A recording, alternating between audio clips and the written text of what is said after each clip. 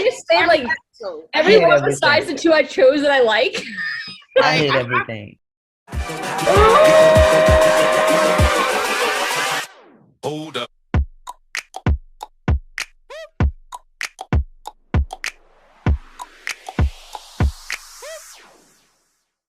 Season 2 was trauma. Well, it was super easy to choose one episode specifically in season 3. Oh yeah, of course. I know the episode's numbers and stories by the Handon scenes. Oh, we gotta have to make like peanut butter because I don't care. Yeah. Some peanut butter blast, you know I'm making Yes. it. And I ain't making that shit because I've been making it all week. Robyn was giving us every angle of the struggle is one through, and I was. No, that's how you know how much taller she is than me. I was in tears. I swear. We can cry over Handon because there is no way I can survive without them anymore. There is a God. Like there is no way that Ari don't look in the mirror and know that he a bad bitch. Hey guys, it's Iz. Hey guys, it's Naj. Hey, it's Robyn. Hi guys, it's Vit. And today we're here with a special episode where you're going to get to know us and our likes and dislikes on Legacies. We're going to be telling you 2 episodes that we like and dislike from season 1 to 4, depending on how fast we go through this episode. So let's get into it. First, we're going to do our likes of season 1. Likes of season 1. Okay. Okay, I'll go first. The 2 episodes that I chose, the first ones that came to my mind is like when I think of season 1 is the first 2 episodes that I think of, which I think the second one's going to surprise everybody a little bit because I don't think it's a very like watched episode. But my first one is episode 6, which is Mommy Dearest. And then my second one is I'll tell you a story, which is episode 15, which is the one before the finale. For mine, I think it's pretty self-explanatory. I don't think mine's ever changed. And my 2 favorites is episode 8 and episode 11. Mine. Okay, so my top season number 1 has never changed. It's always been episode 11. But this is probably going to surprise a bunch of you. My other favorite episode of season 1 is actually episode 4, which is Hope Not the Goal.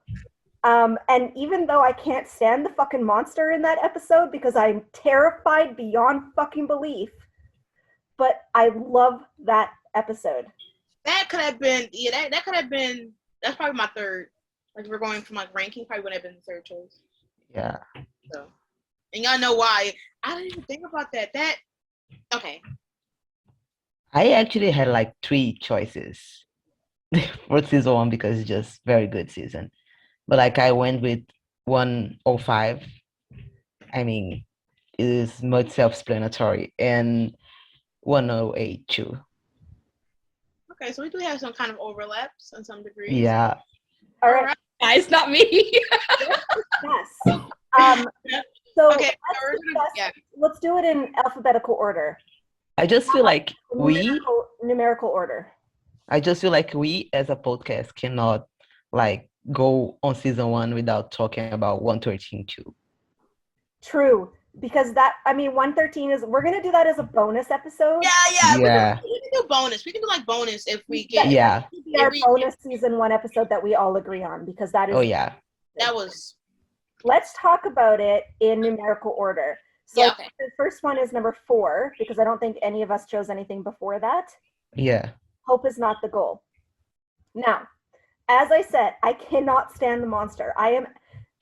Side note, I am deathly afraid of the type of monster. I don't even want to say the word, but I'm deathly afraid of that. His nose. I freaked the fuck out when I was at her house, I think one time, or when I was on the phone with, I don't know. Anyways, I don't like the monster, but the episode itself, I love.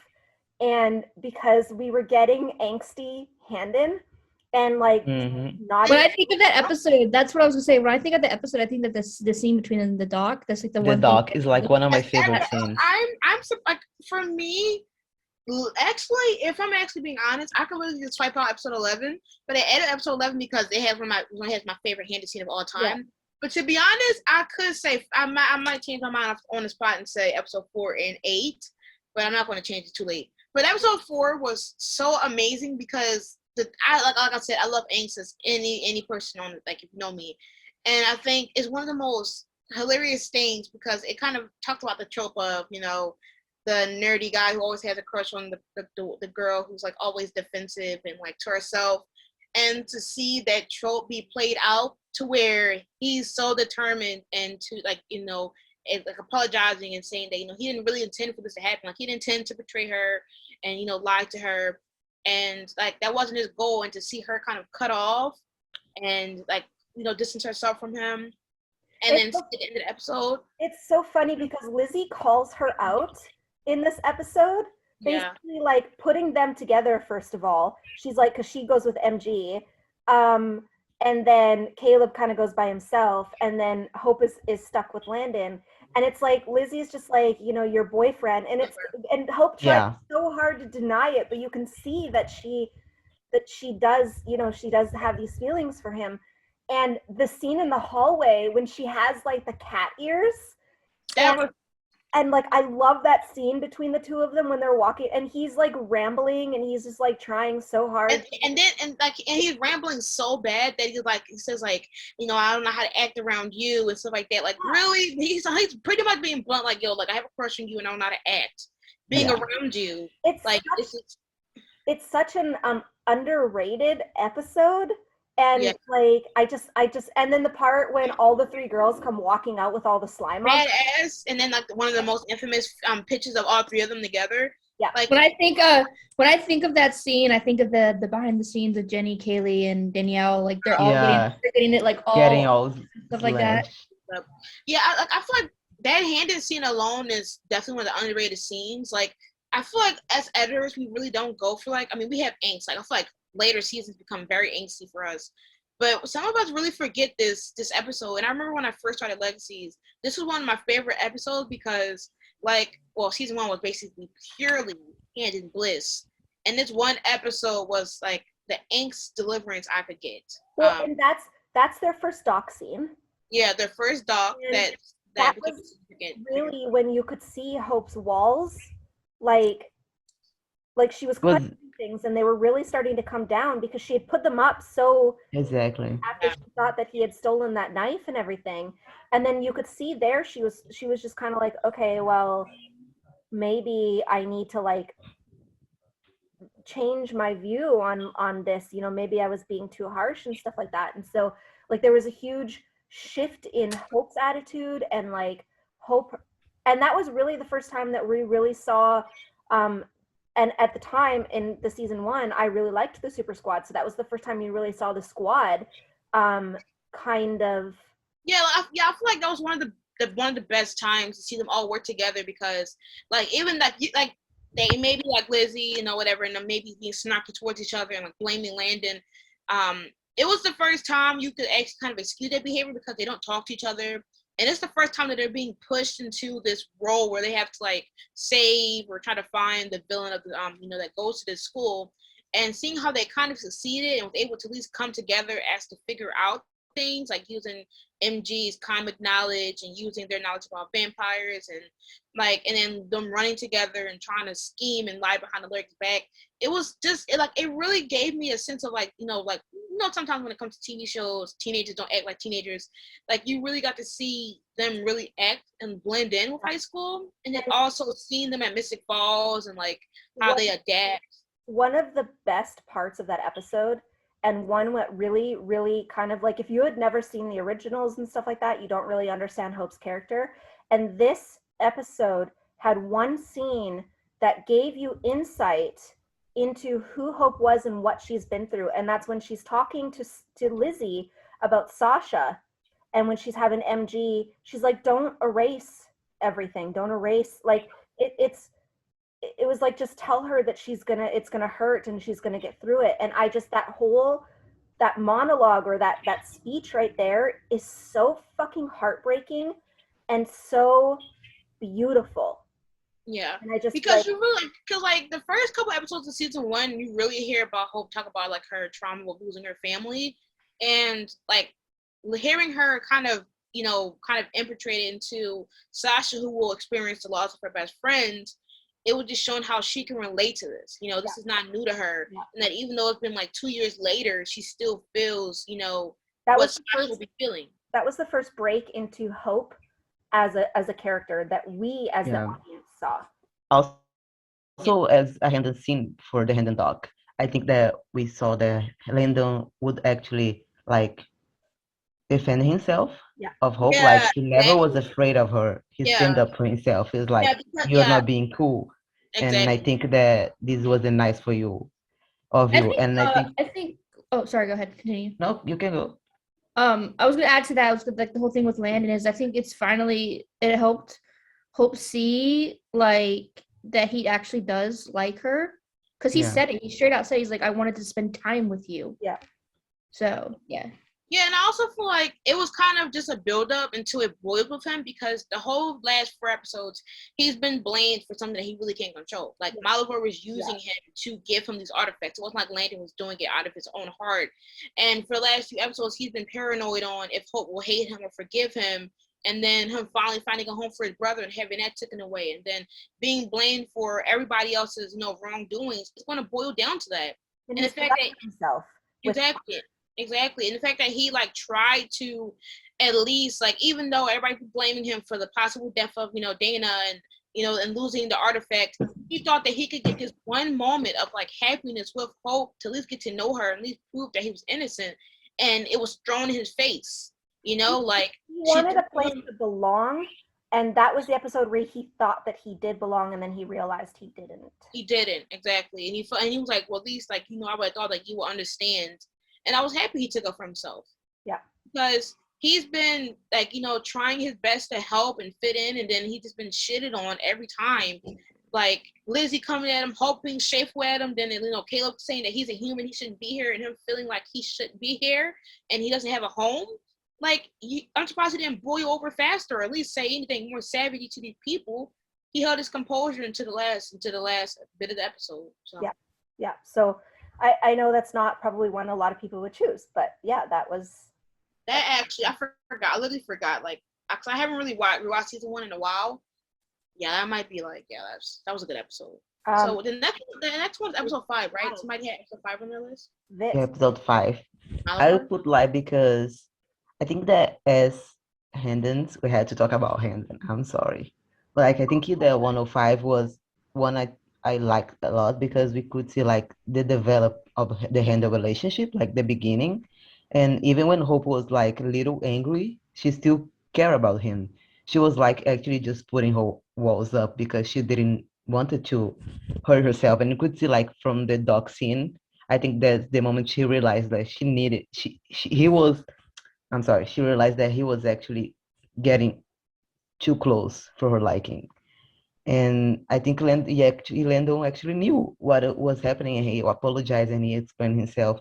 And I think that we could like see that that's the beginning where we get like Hopi actually starting to open up her walls and letting him in, because he actually was like the only one that understood her, because he didn't do anything wrong because it wasn't his fault, but like he still apologized to her because she trusted him, and he broke the trust because Malivar made him steal the knife. And I think that we can also like there was the epic like buzz stop kiss that is just every hand that knows the scene and the amazing song. And I think that we can see that Hope also she was the first time that she say we have to defend him. So she sent him away, and I think that's so big that she sent him to her home. She sent him to New Orleans and to someone that would help him to find his family. She didn't just like, oh, you can go away from the school and go by yourself. No, you go to this place and go to someone that I know closely. They are friends from my family, and then you go find your mom. And I think that's it's just too big for a Hope character for like being closed off for so many times after dad and her mom died to this big step with Landon, like or carrying or letting him in, and to actually like she let him very clear that she liked him too. So I think that's why I chose 105. Yeah, I think it's an important episode because you really kind of see how Hope feels. Like the fact that she sat here and basically chose to let Landon go and be and somehow and go to a place where he can be safer because he's not safe here. Like putting that aside and putting her feelings for him aside to help him find his home and his real family. After what happened with him with Jed, it was a big step for her. Like potentially letting someone that she's kind of let into her life and let her break her barriers go, and trying to help him find his mom. Try a choice that she obviously can't have now since her mom and dad is gone. Like you really got to see the development of the relationship and what's going to happen when it comes back. Because let alone we had these 4 episodes beforehand be like Landon is her enemy and that he betrayed her, to now seeing that not only did she genuinely care about him, but she wanted him to be safe and having a chance to get what Ralph had, which was a family and finding a place to belong. And then, having that iconic first, the iconic real kiss. I mean, because episode 1 was iconic, but getting that kiss and then, seeing how cute they are when she actually touched his, the damage that Jed done. And then finally getting into like the depths of what he will find with his mom in Malivore. It was like, I feel like it was the kickstart of what this season will be bringing for Landon and Hope as a couple. I think it was one of Danielle's favorites too. Sorry, Iz. When I think of that episode, I love that episode because Handon was great. Don't get me wrong, but I love the Dryad, so that was like one of my favorite episodes based off just the monsters alone. But when I think of that episode, I think of the bus stop kiss. That's just like the iconic season 1 Handon moment. And the fact that it is kind of like their first real kiss in a way. We obviously had the first episode kiss, but it was like a real kiss, if that makes sense. But yeah, I that's a good episode. I didn't really think about that when I was going into it. There's a real vulnerability to that episode. Yeah. Like it's just so it's basically like you just see these 2 people who have these feelings for each other and who are struggling with Landon wanting to belong and then Hope wanting to open up. And the scene in the gazebo with the truth ball when Landon like confronts her, like the absolute rawness of that emotion in that, like he's just like, you know what, I'm gonna give it one last shot because like what am I losing? Like I'm already being kicked out. What am I gonna lose? Mm-hmm. Or he thought he was being kicked out even though he wasn't voted out yet. But it's just like, and then that scene in the bed, like the vulnerability in it is just that I can't even explain how deep that is. Touched onto that. It leads into the scene where they are in. Landon's not in the scene, but it's when they're voting him. Trying to vote for him. Hope is like where were you 20 minutes ago or whatever. You can see like in that one moment too that she is scared for him and she cares about him in that moment. So and it also is kind of an episode that brings Hope and Landon's journey full circles too from the originals. So yeah, and then sending him off with the blood analysis and everything. Yeah, I mean, I feel like, and once again, oh yes, I definitely watched season 1. But like I feel like episode 5 was another continuation of the angsty Handon there was, because now Landon is kind of pushing her away as well. You know, to do the blood diagnostic. And he was like, no, like I'm not letting you decide because you're biased of my whereabouts staying here. And seeing that now there's angst on both sides and her learning more about him and him learning more about her. And then seeing, her basically rely on this. Well, that crystal ball definitely became another item in Handon history.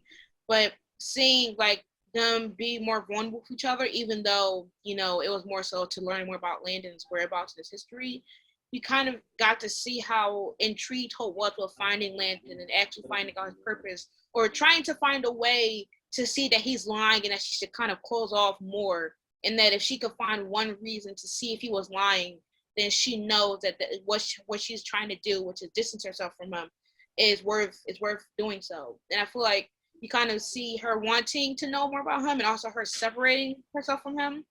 And then developing the episode later on into the end where she realizes that she just doesn't care anymore. And that she's letting, whatever go happen between them just happens. Not to mention, the kiss was just so pretty. It was. Even though it was dark, and you need to do some lovely editing. You got the bracelets. Another significant figure for them. Jewelry is one of their tropes. Not tropes, one of their significant items. Just as Danielle said, it was epic. I just want to place that bracelet kind of parallels Maylee. Anyways, we're gonna we've got to the episode, right? Yeah, the one. Okay, yeah. Don't say you never gave you something. Okay, cool. Yeah. I probably know what it means, guys. Me and Robyn probably know what that means. It is. Number 6 is next. Oh yeah. Okay. Why I like this episode. I love Joe. Joe was like one of my favorite characters in the Vampire Diaries. So when she came back, I was like, this is before I started reacting, so I didn't react to this episode. I've always wanted the twins to meet her. I've always wanted the twins to meet their birth mom. And I'm not saying that Caroline's not her mom, or anybody comes at me for that. I'm just like, I wanted the twins to know where they came from in a way, because if you think about it, Alaric is human. Caroline's a vampire, so they don't really have that figure in their life to kind of show them what it's like to be a Gemini or to be a Gemini witch. And I don't know, I just fell in love with that. In the scene between Jenny, Kaylee, and Jody at the end with Matt was just beautiful. It was beautifully executed. It was beautifully performed. And the fact that that was like one of their first scenes of the day too, when they were filming that day. And they had to go into this emotional and raw moment about it, and it was just awesome. But that was like probably one of the main reasons why I love the episode. Also because I was such a big Posey fan, and I liked we got the Posey's first kiss in that episode. But yeah, I don't know. When I think about the episode, I just think about that scene between the twins and Joe and it's just beautifully executed and beautifully performed, and I could watch that scene over and over again and never get tired of it. Yeah, I feel like that show is one of the most because we got to see Jeremy and then Matt a few episodes before, but I feel like this was one of those bringing somebody from the previous Vampire Diaries universe was bringing significance, because once again the twins are part of the show that we're learning, like they're obviously going to have their own plot and developing into the merge, and that's going to be one of the big points to finally have someone that at least understood their point of view, because once again Alaric, he doesn't know how to tell his twins about the merge. He doesn't really he only can know so much about being a Gemini witch, and for them to finally have that closure to know what their mom looked like besides just seeing pictures and getting to hold and talk to her, and Lee's hair thing, her talking to Lizzie and saying that she shouldn't be afraid to let people in, and telling her daughters what they needed to hear at the time, was such an important thing for them. And I feel like it was kind of a closure that they all needed. Larry got his final words to her.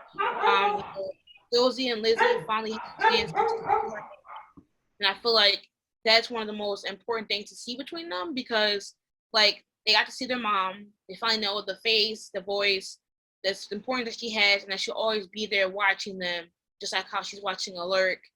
And it was an emotional episode because we've only heard about just about Hope and Landon and everybody else's family, and then getting the significance of seeing Josie, Lizzie, and then Joe, and then seeing how Alaric is trying to be in denial that that's Joe, to even seeing the party going, and how it was so many plots that were so well kind of developing in front of you, seeing the love triangle between MG, Lizzie, and Ralph. More so Ralph, you see him kind of being not really into Lizzie that way, and Ralph dealing with losing Landon. You got Hope feeling some type of way about losing Landon as well, and then you're getting this fear building up, that the twins will have to do the merge, and there's nothing that nothing can happen to stop them, and like that tension of, oh shit, is this really going to happen? Are they really going to fight to the death? Like there was so much stuff at stake this episode, and also an emotional episode overall, that I loved like rewatching it from here and there.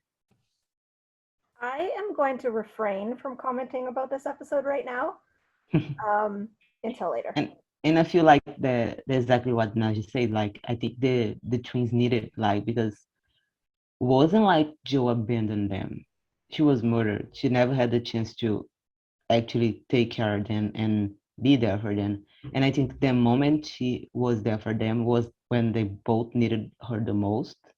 So I think that scene is probably, that you said, is probably like one of the most beautiful scenes the Legacies ever had, because the acting was good, the emotion was there, and like Acting was incredible. It was the nostalgia of having like Joe meeting the twins for the first time and having to say goodbye again, and to actually say goodbye to Alaric for like, I don't know, the third, fourth time, and it was just awesome. And I mean, the post kids, like that day Twitter was going absolutely nuts. Season 1 was a good time, I miss it. Season 1 was good. Yeah, I was going to say like season 1 was such a nostalgic like season now. Yeah. Because like you really saw like the connection between the Vampire Diaries universe and originals with Legacies, and then them developing into their own show later on. But yeah, it feels like another world right now. It does, especially for Hope and Landon, and for how much they have grown in their relationship. They're literally in different places right now, so it's not even. Next, we have episode 8. Okay. Is it just my episode that is it just my episode as well? It's my okay. Yeah, for me, it was a symbolic episode in Handon Nation, because this was the first time that Hope and Landon established becoming an official couple. But we also, it basically wasn't also a Landon-centric episode, which I love Landon. He's my favorite character, my comfort character, my heart, my soul. So getting a chance to see and learn more about him and his mom, and the history of why he was separated from her in the first place, and kind of the messed up history of how she became pregnant with Landon in Malivore, like he was just a big question mark. And we were getting to dissect him piece by piece and seeing how it was just so adorable, seeing his interaction with his mom, and then the dynamic between, Sayla and Hope, and then seeing Alaric talk to Sayla about, still being there for Landon, and, still being at least trying to be a mother figure to him. And then seeing how protective and determined Hope was. Because let's be honest, we've had the first 5 episodes of tense Handon. From her doing spells to find him, to her distancing herself from him, to him determined to at least get her to trust him, to her full on breaking down doors, threatening his mom, threatening to shoot her, to just to get him back. It was a whole 180 from the angst that we had the first half of the season, and just seeing how much of an important person he became to her in such a small period of time, to where she felt vulnerable enough to connect with him and talk about, their high school experiences, and her reassuring him that, just because Sayla's trash, he still has a future ahead of him. And then just for her to even go a step further into letting him in, emotionally saying that, can he be her boyfriend? You got to see a side of both to Hope and Landon that were new compared to episode 5, where episode 5 was her trying to get to know him. She got to see it in live in full 4K. And I feel like, as I was writing it down, Handon excellence. It was just so much development as a ship for them that, to be honest, you're getting Handon and you're getting his family. And I think that was a piece of cake for me, because we're easing our way to learn about Malivore. We're getting, every question that we had about Landon in the first 5 episodes about why is he such an important character? Why does he collect artifacts? What is these artifacts to him? Where is his mom? Why was he separated from his family? His past, and how he was somehow connected to the supernatural, but he had no supernatural, blood running through him. To have that all kind of connected in this episode, it was a domino effect of learning all the stuff that we've been questioning, but also bringing more stuff to us. So That was exactly what I wrote like in my notes. I learned it with Naj and I doing my own notes too. I put like we got like we got Landon backstory like whatever whenever we have time to get more info about Landon, like count me in. I'm gonna be all for that episode. And we got like more about Landon and his mom that we were waiting to meet Taylor. We were like struggling at that time. And about his origins, and then about Melivore that we knew absolutely nothing. And because of Sailor, she told us about whatever it was. And I think that Landon to have that time with his mom was before he lose her again was something very important to him because before she didn't believe him, but there was this moment where she looked at him and she's like, "You are my son, all right." And I yeah, think that I yeah, think their relationship was so short, but like it's one of my favorites of the show. yeah. It was a dynamic that it kind of reminded me how like Ralph's mom was to him, where Oh yeah. they kept denying that they were their mom to their kids until it became this life or death situation where they finally put themselves in and accepted their child. And to see like even though it was a short dynamic and development between Sayla and Landon, you got to see why she acted this way. So you know how like we're like, oh well, Landon's mom is trash because she didn't want to be a parent figure to Landon. You got Mm-hmm. to not only see his side of why he feels this way, but y'all got to see a side of why Sailor did this. Like Sailor didn't do it for a selfish reason. She wanted to protect her child, which literally parallels to kind of like Ralph and his mom, where she wanted to protect her son and wanted to like prevent them from getting into this.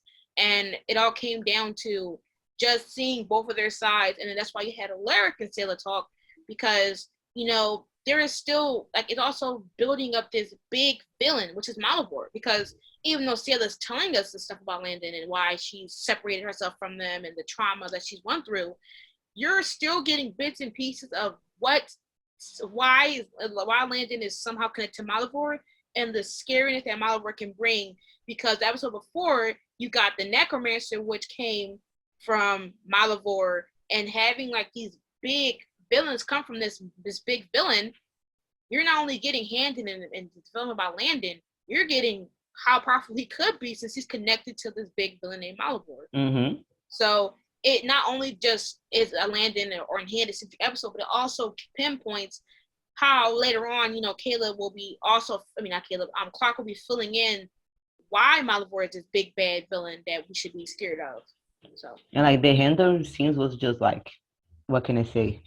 The With Handon serotonin, are just like beautiful. They're just yeah, they were it was so perfect. pure. It was pure and like it was them talking. Because I feel like a lot of times when Yeah. it comes to stuff, we don't really get them to see them talking about like their Just lives. the make out part, yeah.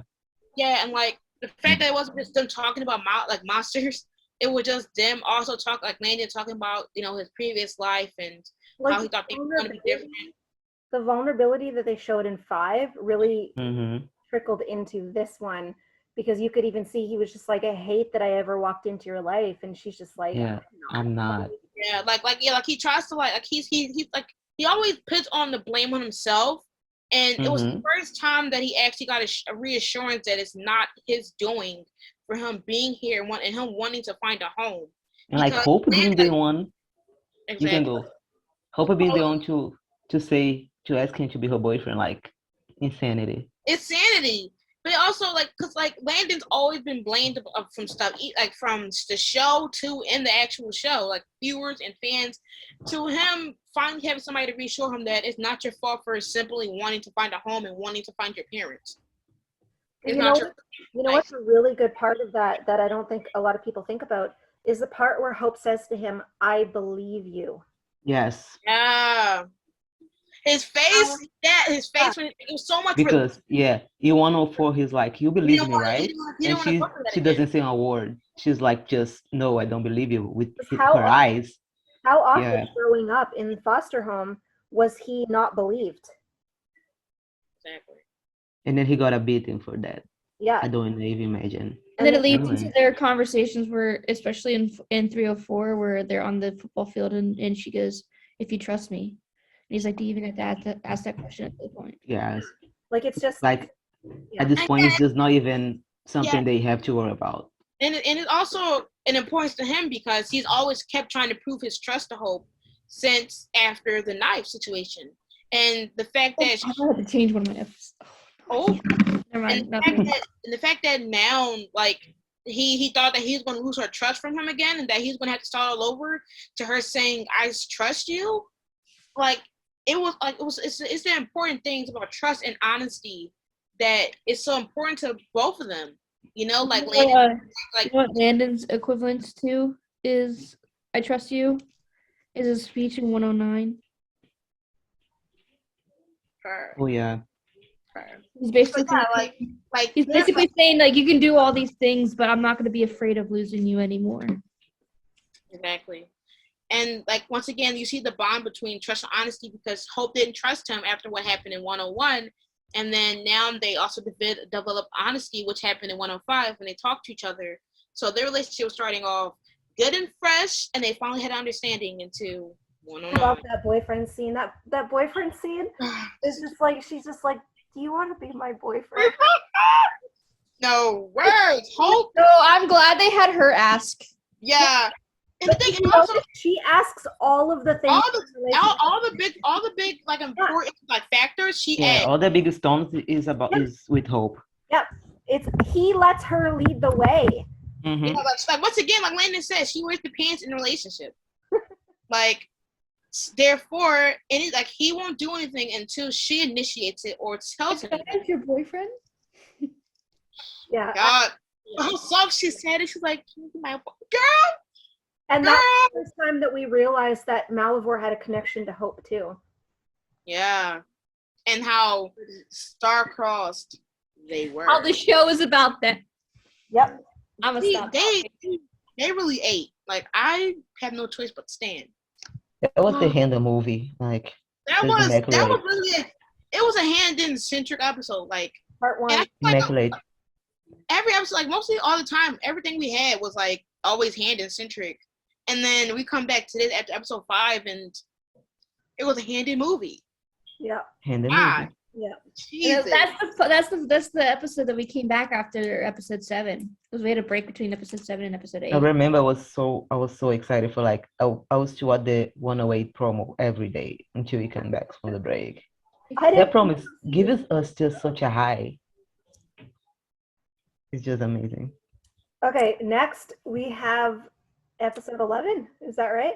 Oh, yep, another one. Anybody else has this episode down as their favorite? I did. Okay. No, I did. Nosh, you know I did. This yes, is as you should. Okay, as you should. Listen, I have 4 bullet points. Fave Handon scene, Handon being domestic, Handon and Team Other, and whole talking about being happy. Let's talk about it. This episode was like, even though it wasn't fully Handon, it had so many big parts because like Hope really for the first time was stress-free and happy because we've always seen her, you know, always going to kill monsters or trying to protect the school. And to finally see her stress-free with Landon, especially after episode 9 where she tried to distance herself from him after she asked him to be her boyfriend, like you finally got to see, let alone Hope and Landon working together as a team to get the slugs, but then you also got the chance to see how domestic they acted, like them in the kitchen, which is my favorite scene, and like, you know, and then later on her scene, like, what if that was me, what if I was able to be this happy? Like, it was, I love it so much because like we don't really get to see Hope being less stressed out and always having to got these reservations and walls up, like it. Yeah, like her walls were down, especially around him, and like the way that they were acting and how like they were joking and laughing and being like her putting her calling him, you know, that's what I like about you, and Team Other, and in public kissing displayed in the school, her wanting to do a talent with him and going down to see what talent they had together and cooking and we baking. Got the nickname, we got Babe, Babe. Like, how was this?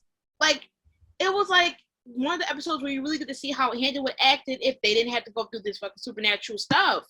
And, you know, to be honest, they overshadowed a lot of the stuff, but I also liked the singing, I also liked the talent show. But I feel like Handon, for me, was the main thing. I liked it because it was one of the episodes where they was just themselves together. Like, And what would Handon be without all the trauma? yeah, and I would love, like, even though I love Ace as much as the next person, getting a chance to see how they would act together without having this humming thing of like Malivore, which was every episode was a Malivore monster.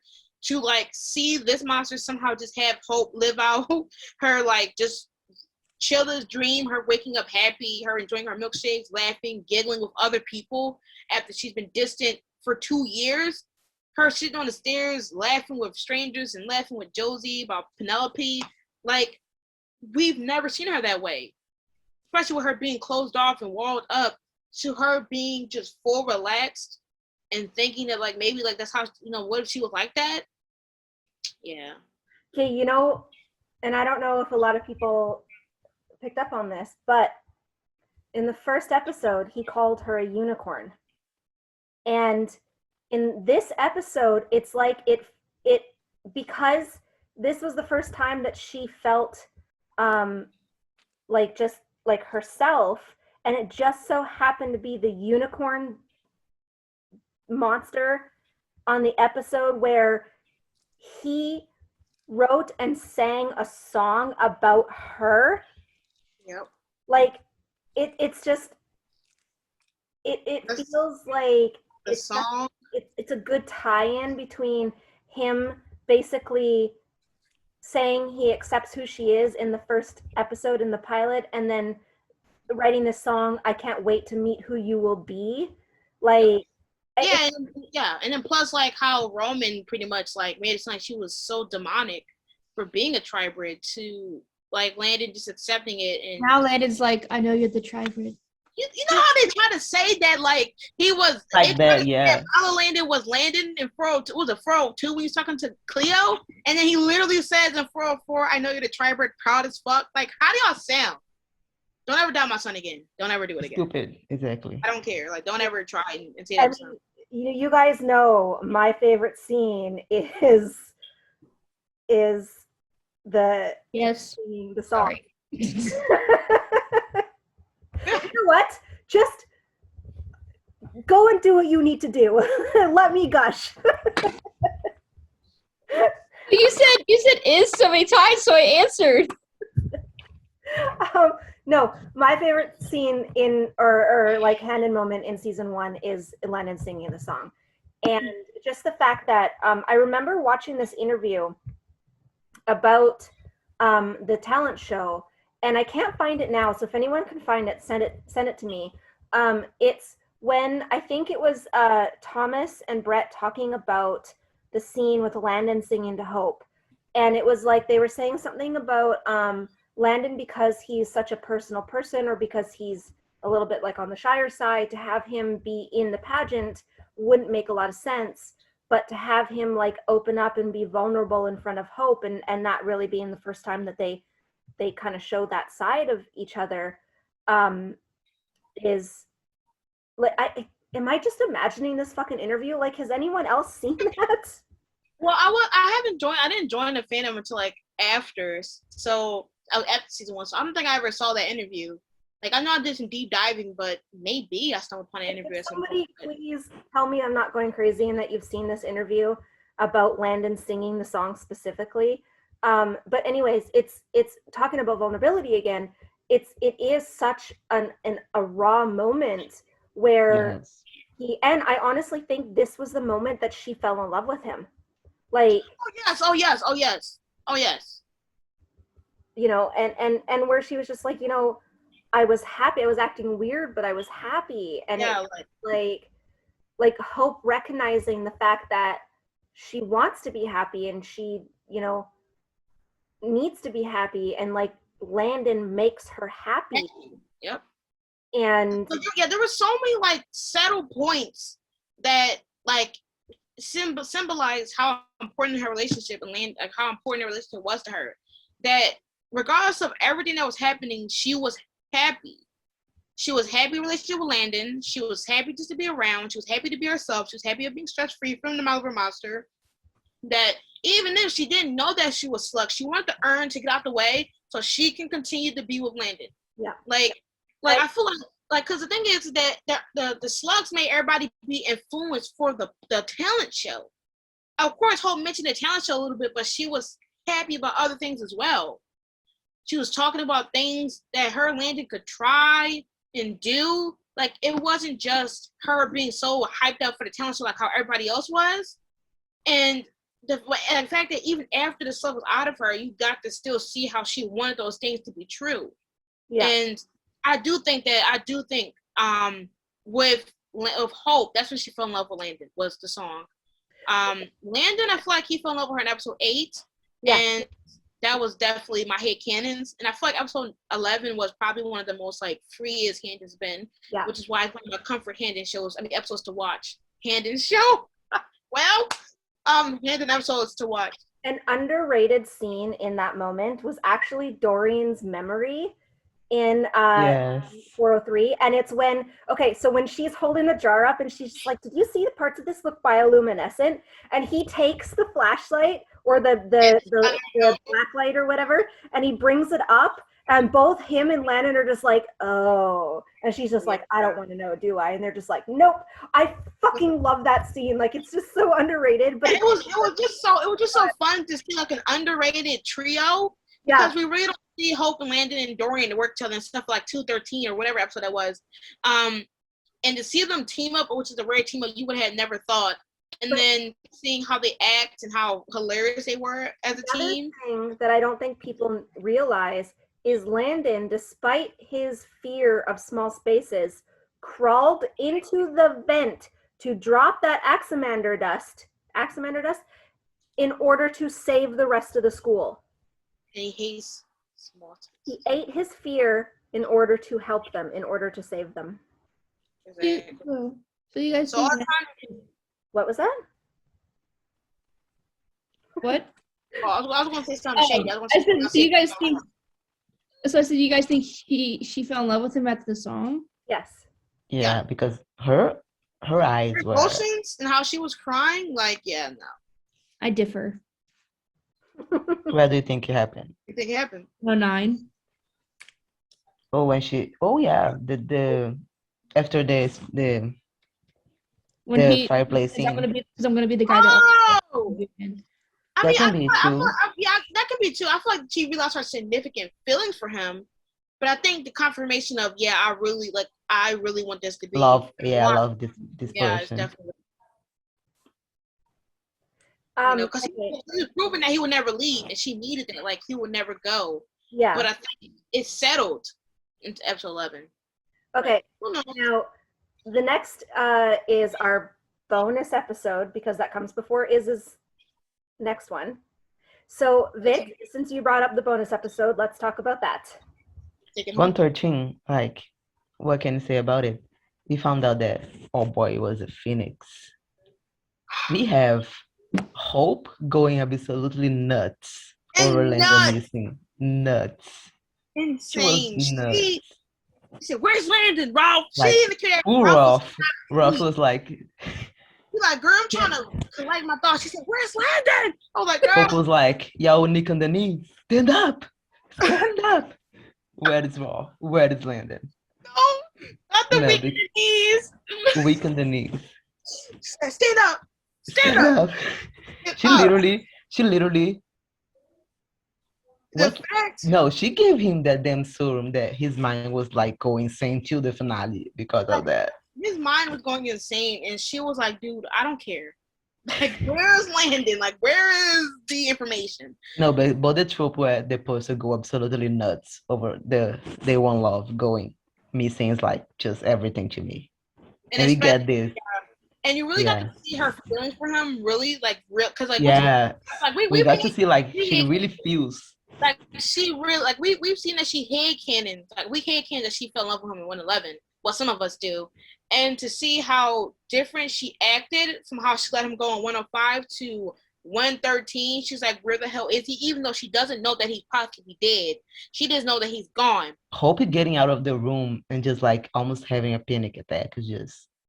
Yeah, I was It's the little thinking- moments, like you can see the emotions of her eyes, like she's getting more and more concerned about him, and Yeah, I was thinking it's that- getting dark, and she's getting more concerned.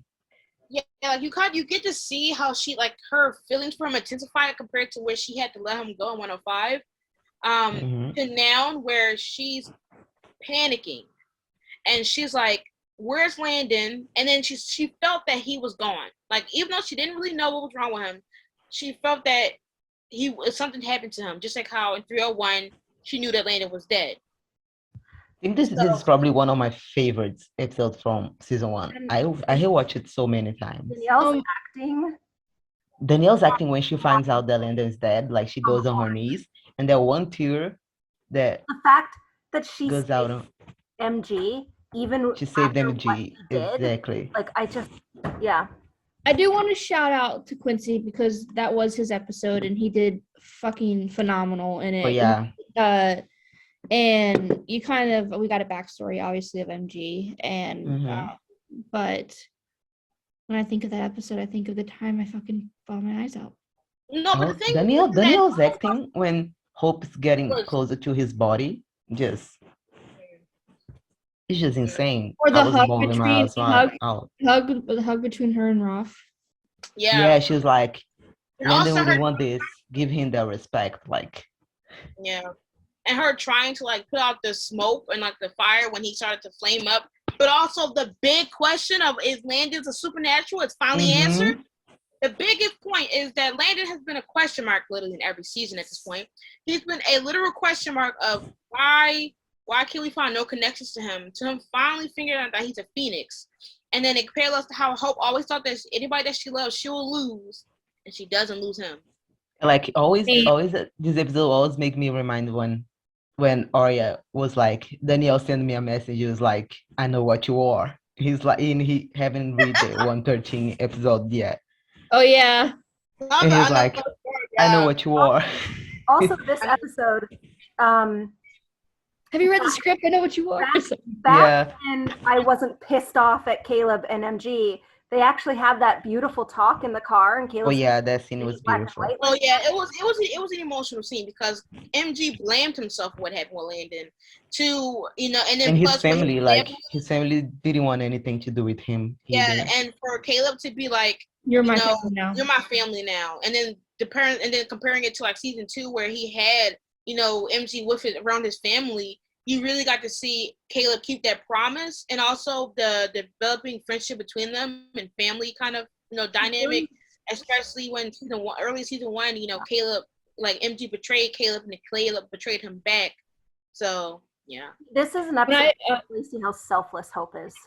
I also, when I think of that episode, I think of a very underrated moment between Handon too. It's during the flashback and they had that kiss in the on the Oh my god. yes, the auditory. Yes. It's one of my favorite kisses. It's underrated It is so kiss. cute. They're It's just underrated underrated. kiss, Totally yeah. underrated. That is so underrated. he just looks over at her and then he looks over. Right. It was just so like they've been doing it for days. Like she just leaned Not over. scripted. Colin, not me, it might be scripted, but it's just. Such a cute scene. Anyways. All right. Let's go to Is, which happens to be the last one. It's 15, right? You said 15? Yeah. 15. Yeah. Did that shock you guys? A little, yes, because I wasn't Yes. expecting you to choose. Yeah, I don't think honestly. it's not very much I talked know. about. I'm pretty sure I know why you chose 15, though. I'm Yeah. pretty sure. But go ahead, explain. What I liked about 15, honestly, one of my favorite moments were the Clark and Landon moments. Believe it or not, because I just like the fact that we kind of learned more about, and then obviously we learned that Malivore is Landon's dad. So, hearing all that, and obviously also what I loved is when I did my top scenes for season 1, this scene was one of my favorite one of my favorite scenes in the episode, and it was the scene between the girls and Alaric where they learned about the merge, because I wanted them to learn about the merge, and I fucking hated Alaric for keeping it from him or for keeping it from them. That, and then it just it it focused a lot on Landon, and that's what I liked about it, is that we got to learn more about him. And any episode that we learn more about Landon, I'm like, As a Landon stan, that's exactly what I thought you chose. yeah, that's exactly what I did. And then we also got Hope's first "I love you" to kind of Landon. And that's everyone. Yeah. There's the scene on the dock where she's basically like talking to the Prism Landon, and she slips out that she's in love with him, and it's kind of like another vulnerable moment vulnerable moment that we wouldn't really expect from Hope. Yeah. It's the first person that she says "I love you" besides her parents and her family. So yeah, that's probably one of the main reasons why I like it. It wasn't when I first started the show, like I wouldn't have made that like my favorite episodes or whatever. But over the course of like the last 4 years of watching the show and rewatching it, it's just become one of my favorite episodes to watch. And it's a beautiful episode. I don't know why. I just like it. Oh, you don't have to. I mean, it is a really. Oh, it's also yeah. I remember that when I did that reaction, it was like the first one that Danielle watched of mine. So Yeah, I mean, like the thing is that like even though I didn't really care about Clark at that time because he was supposed to be the enemy that we were not rooting for.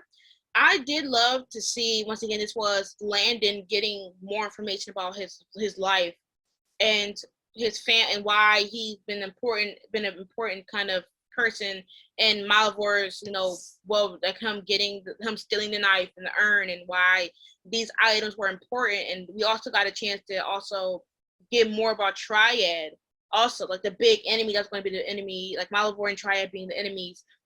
We get to learn about them and why Landon was such an important character in the first place, why he's important now. But Landon, not only is he getting answers, we're getting answers, because even though we got a sneak peek from Sayla in 108, we're still learning more about Landon every episode. And for this one, it was kind of like an info dump of literally Clark was just like, listen, you want to know why? Here's all the reasons why you're important. And it was helpful because, once again, it kept building Malvor up as this person who can literally wipe you from existence. Like, we've heard scary monologues and dialogues from all the previous species that were consumed by him, but hearing how he created Clark and how Malvor has been doing this for years, trying to build the perfect vessel, and then Landon being this perfect person for him to be a vessel, and then seeing how Malvor has been contained by Triad, how Triad is another piece to the puzzle, and also trying to see Clark try to build a bond with Landon, his brother.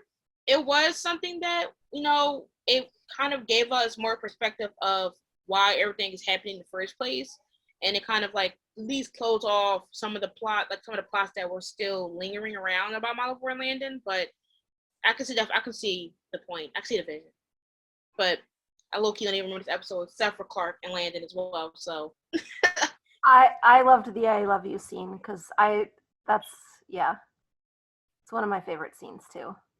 And then when she first does it and she spins around, and then there's the Prism Landon, and he's all decked out in the sunlight and everything. Yeah, that seems so cute. They always get such pretty scenes. They're always so cinematic. Yeah. Season 1, they were getting the best lighting in some degrees. It was just no words. All right, so those were our favorite episodes of season 1. And we talked for a while for those. No, because I'm feeling like we have every episode for each season, because I feel like we're gonna season 1. We're on season 1, and we talked for literally almost a damn hour. I don't think we're gonna add season 4 into this. Yeah. I'm thinking it's are we gonna really say much about our dislikes? I don't think we're gonna say much about our dislikes. We're gonna probably overlap. We'll say a little bit about our dislikes, but I don't think we'll say everything. Yeah. So let's get into our dislikes of season 1. Same order is go ahead. I'm just gonna fucking say episode 12 and episode 14 are my dislikes. I'm not gonna say Mine's the same. Both. Okay. Oh my god. So one of my dislikes is episode 6. And I have a reason why. I do have a reason why. I know it was a popular episode, but I have a valid reason why it was one of my disliked episodes. And then also episode 12. My dislikes are like episode 10 and episode 12. So we really only have 10, I took it down. So we have, what, 4 episodes to talk about. Yeah. literally like 4. Come on now. I knew it. It is wild. Anya and I were like, spot Our on. minds. We're here. Yeah, okay. So since before our least our favorite, okay. Okay, let's talk about, I'm going to talk about the reason why I don't like episode 6. Yeah. And it all boils down to Raph. And this is a scene that he says to Hope, why don't you try doubling down on friends to make up for the family you don't have? Sick. And that, nope. You really just sat there and said that to a girl who lost both of her parents, who her father sacrificed himself for her. She lost her mom due to something that she had started, even though it wasn't like Hope's fault. Like, I don't blame Hope for Haley's death, but she blames herself because she had started the whole chain of events that had happened. And you sat there in front of her and said that to her? Are you fucking kidding me? That was the moment I didn't like Roth. It's not because of who he is as a character or what he looks like. It is simply because he said that to Hope. He had the audacity to say that to Hope. And how dare you? How fucking dare you? And that's why I dislike that episode.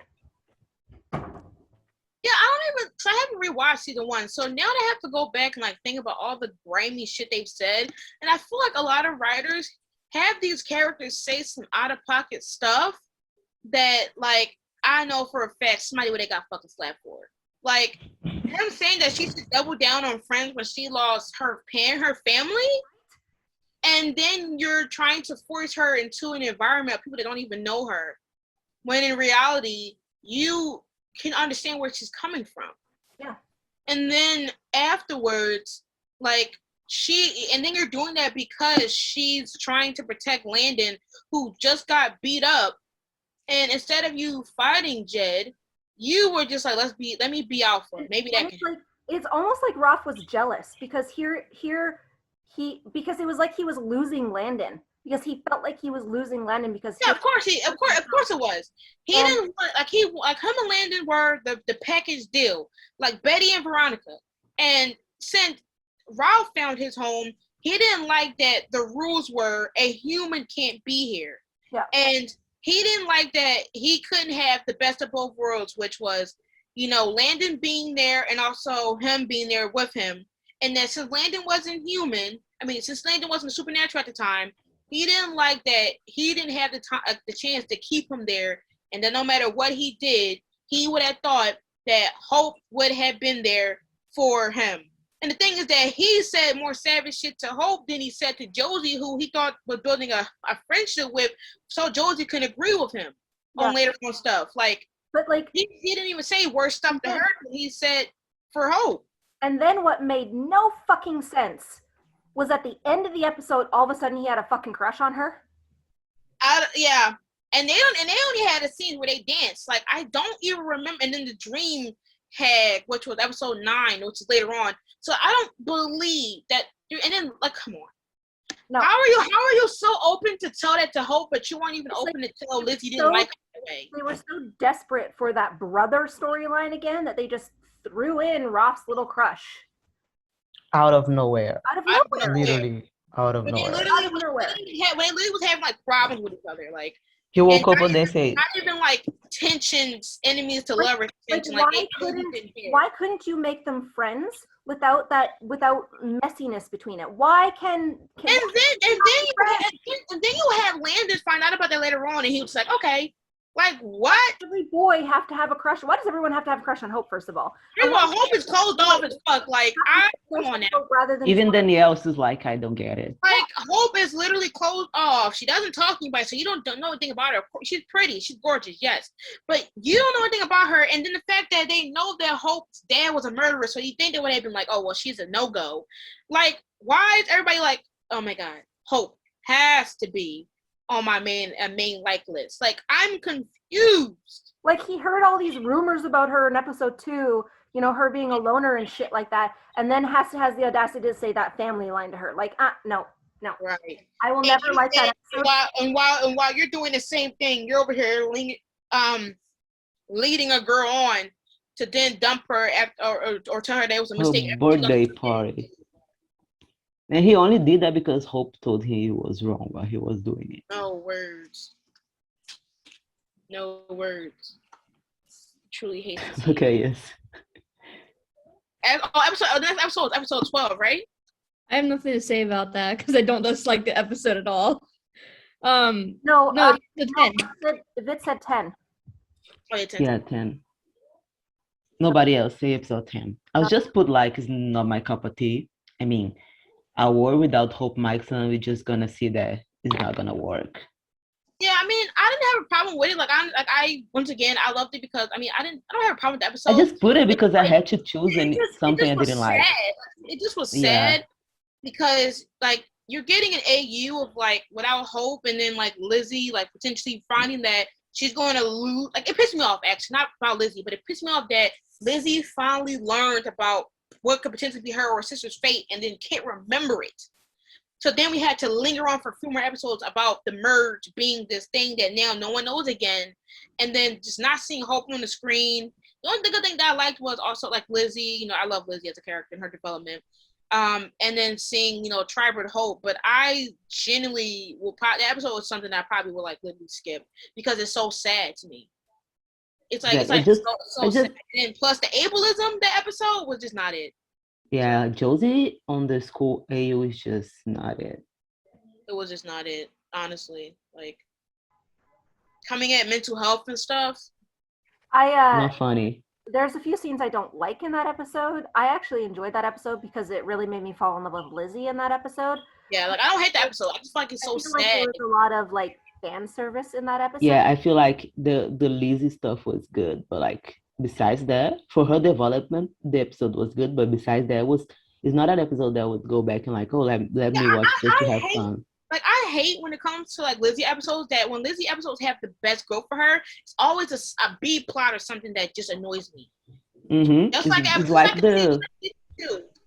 really Lizzie had like the best episodes for her. It's always something that I hate that comes with her episodes. Yeah, it's always like they're picking on her mental health. I mean, look how even Josie was making fun of her mental health in one of the AU. The AU, yeah. Like, it just really showed her true colors and how unselfless she actually is. That That's episode, bad.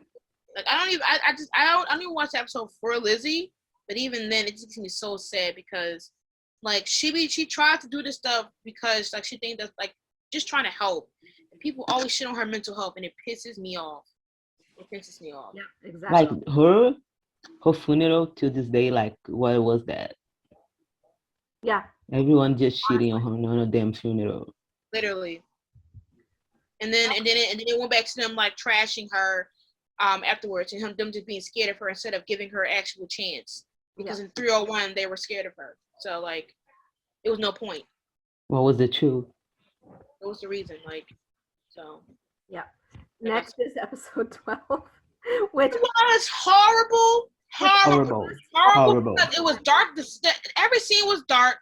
It was just a road trip episode. I don't care about Clark during this time. So seeing Clark and like then the episode was like it was like a mummy episode, a mummy movie, a mummy villain, and then Hope couldn't take this monster with herself.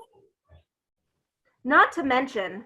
Then damn bees attacking, like I just could not. And then Hizzy angst because of a lie. Josie lie, like don't piss me off. They had Hope smiling. Yeah. When she found out that Josie burned her damn room with her last painting with her dad. They had them arguing in a car and just was looking out the window minding her business. Like, what? And Joey Every kept trying to get them to drop it because she didn't want them to find out the fact that she had started that lie, had started that whole thing to begin with. She was never going to admit to that. The only reason she did was because she was caught. And then she starts spreading lies around the school and tell her sister that was Hope. Like, what the fuck? That reaction's gonna haunt me forever. We don't talk about it anymore. No, what's funny, right after she heard that, she was literally going after Alaric to find out what the hell Hope it let was. that slide, but almost had a heart attack over a fucking knife. She got back right after she heard that, right after she heard the whole crush confession and stuff. Yeah, she was after Alaric, like, what is Literally Landon? went and panicked about Landon because that was the first place she wanted to be. Insanity. But like, she lost the painting that her dad made. She lost her whole room in a fire, and all she did was smile. All right. But then got a whole heart attack over a knife, which could be Nah. Well, that just goes to show you that when you care about someone, True. when you care about someone, like, the smallest things gonna hurt you the most. Yeah, exactly. So that episode was just not it. Like that's the episode that I skipped because there were so many things that I didn't care about. Like that was one of those episodes that was just there, like between nothing at all. Between Alaric and Hope acting like they know each other, and then like it ties into when Clark thought they was dating and like that, and then Cole was acting like Caleb and MG's like girlfriend, something like that. Somebody was acting like something like that. It was just all over the place. What I liked was that Lizzie finally found out the truth. Yeah, it was like the beginning of Hizzy. That was the start of the Hizzy friendship that we appreciate. Yeah. And the fact that Lizzie found out that her sister isn't actually this, like her protector or whatever. Because I'm sorry, if you loved your sister, you wouldn't have spread a lie like that to her. And then sit there and watch that happen for years. Watch your sister spiral because of this lie. And not only that, but also attack the person who she thinks is the reason why she's spiraling. And you just sit back and watch and not say a single fucking thing about it, and then have the audacity to say, oh well, I did it because I had a crush, like as if a crush at fucking 12 or whatever is an excuse. No words. It's just not a good episode for us. Like, we did enjoy it and never rewatch that again. Never. And I don't even think it contributes to the plot either. It's just a damn artifact that they're looking for. And then it compelled the people around the town. Like, I just didn't like. And for Rob, because he gave the artifact back. Like, I just don't understand. Like, what's the point? Like, he still had to get the urn back. So the episode was literally a retraction. It's more us just having to learn about Triad. That was basically. Yeah, it was more about Triad. Yeah. And which I didn't care about because they only did something for 2 minutes and it vanished for 3 seasons. Like, it just was no point. Like. Yeah. Like, okay. And I hate it because it was after we got the Handon song, and then they got nothing. Weren't even there, like. Yeah. Like Landon was just chilling home with Ralph and shit. Like, I don't know what he was doing. Yeah. So. And then last episode 14, you guys. Episode 14. I didn't like it because it was just unnecessary Handon drama. Like, I understand angst as much as the next person, and I love, like, jealous Landon, whatever.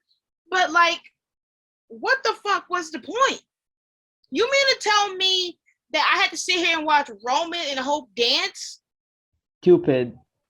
And Landon gets kidnapped. Oh, but he gets blamed for leaving because Hope been lying to him. Hope always was so mad about him lying to her in the first half of season 1 to just keep this big ass lie and think that he was supposed to accept that and just go on his merry way. No, I love Hope as much as the next bitch, but I'm not gonna sit here and say that what she did was wrong when she basically made their development as a ship depend on being not a liar. She basically crucified Landon for lying to her and then does the same thing but something even worse. And then it's like, Landon, which I'm mad. I mean, he had the coup d'etat, but I'm mad that they robbed me out of a Handon dance. The only thing I did like about the episode was Hizzy, coming together.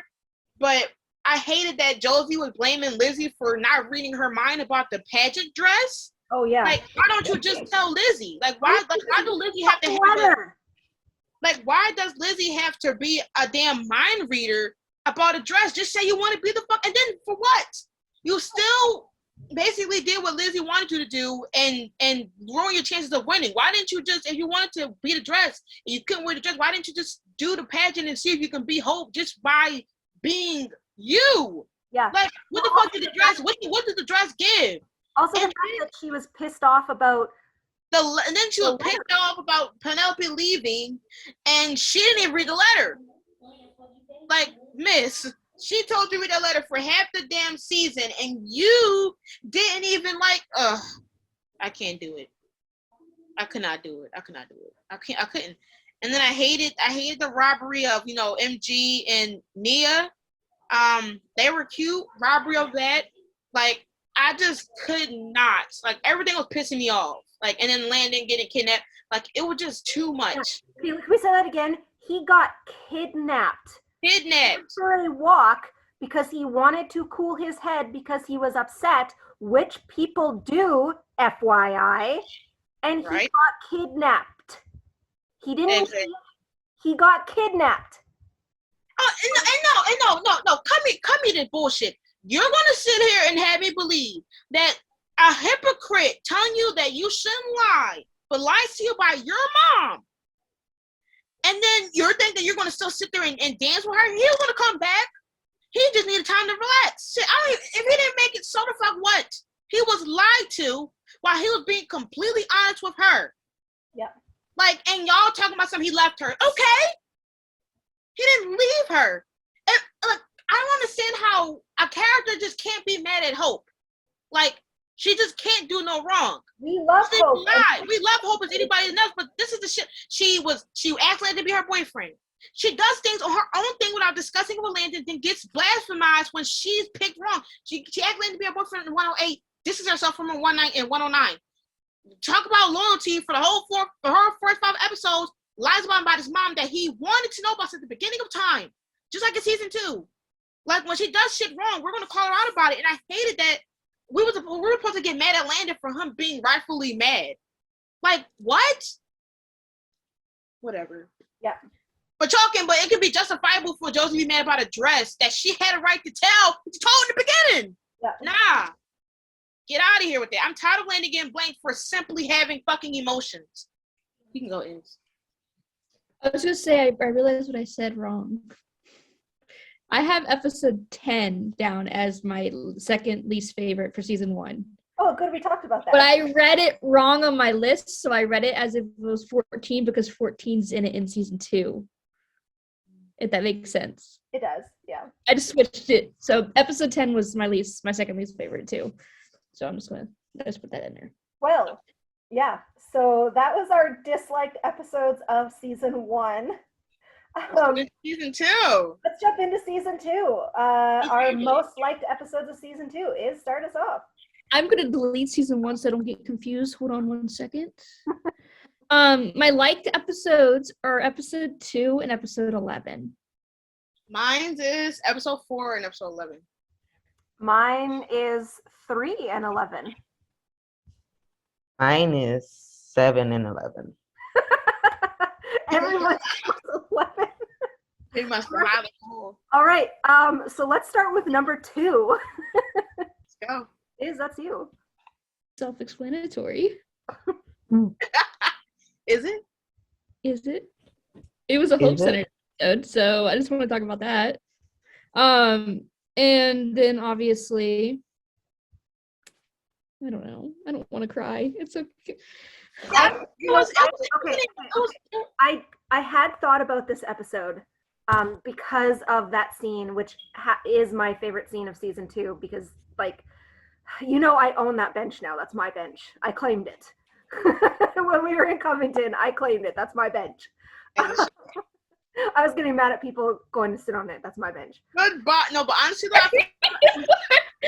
she's like, get off my bench. Get off my bench now. But no, honestly, like season 2, for the first 2 episodes were such an emotional episode because, Hope comes back after months of being in Malivore, and the love of her life is with somebody else. And the next episode, she's trying to adapt to now knowing that the person that she thought that she can survive through this is now with someone else. And then her trying to adapt while, you know, the She being was just gonna leave. yeah, like, and she trying to find her way, and then she goes to Lyric, and then, you know, Lee's trying to get some sense of being with the person that at least somebody that she knows, but like the breakdown between her and Landon at the end of the episode with the milkshake at the bench was an emotional scene, because even though she loves Landon with her whole heart, she still gave him advice on how to have a successful relationship with Josie. That's what I love about that scene what I love about it is that you can tell she so badly wanted to say that she loved him and stuff like that, but she held it back because she saw that he was trying to be happy. Yeah. Within a relationship with this girl. And when I think of that scene, I also think of the scene that leads up to it, or that it leads to. It's the scene between Alaric and Hope, where she's basically like, you know, I'm Klaus and Haley's daughter. I don't know why, with that, just hearing her say that makes me emotional. Again, Hearing her say, yeah, because she's been bashed for being Klaus's daughter, and the fact that she's proud to say that they're her parents and this is who she is, and that she don't know what to do next. Like, she don't know what is her thing without Landon. Like, the fact that without Landon, she don't know what to do next. Like, she doesn't know her place. It really pisses me off that people sit there and say that Josie is the most selfless person when scenes like this fucking exist. Mhm. I'm sorry, but if the situations were reversed, which they fucking were when you think about it, Josie did not step back. She whined and cried about it to her sister and to whoever could listen. Hope sat there and watched the love of her life and talked to the love of her life without saying a single fucking thing, because all that mattered to her was his happiness, not her own. So no, there's no comparison. And I don't fucking care what you say about me. There's no fucking comparison.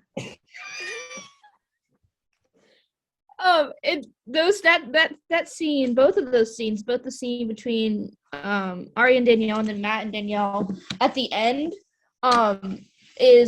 it leads up to what Hope and Landon's relationship is now. Because if you think about it, her and Landon have always done something for them too, because of their happiness, the other person's happiness. And Landon's talk with Alaric in 408, I think it was, where he's basically like, you know, for us to, you know, for the choice that they made to matter, because at the end of the day, nothing that they do matters to people. Yeah. It's all about whether or not it affects them or whatever. And what I love about that episode is Hope takes power, and she finally decides, she's like, oh, I need somebody to know. And that's when she talks to Alaric, and she's like, you know. Also, again, Danielle. Fucking amazing. I feel like Danielle, like, I just can't wait for her to know her humanity scene. Oh my God. Every scene she does is such an emotional episode. And during that time, I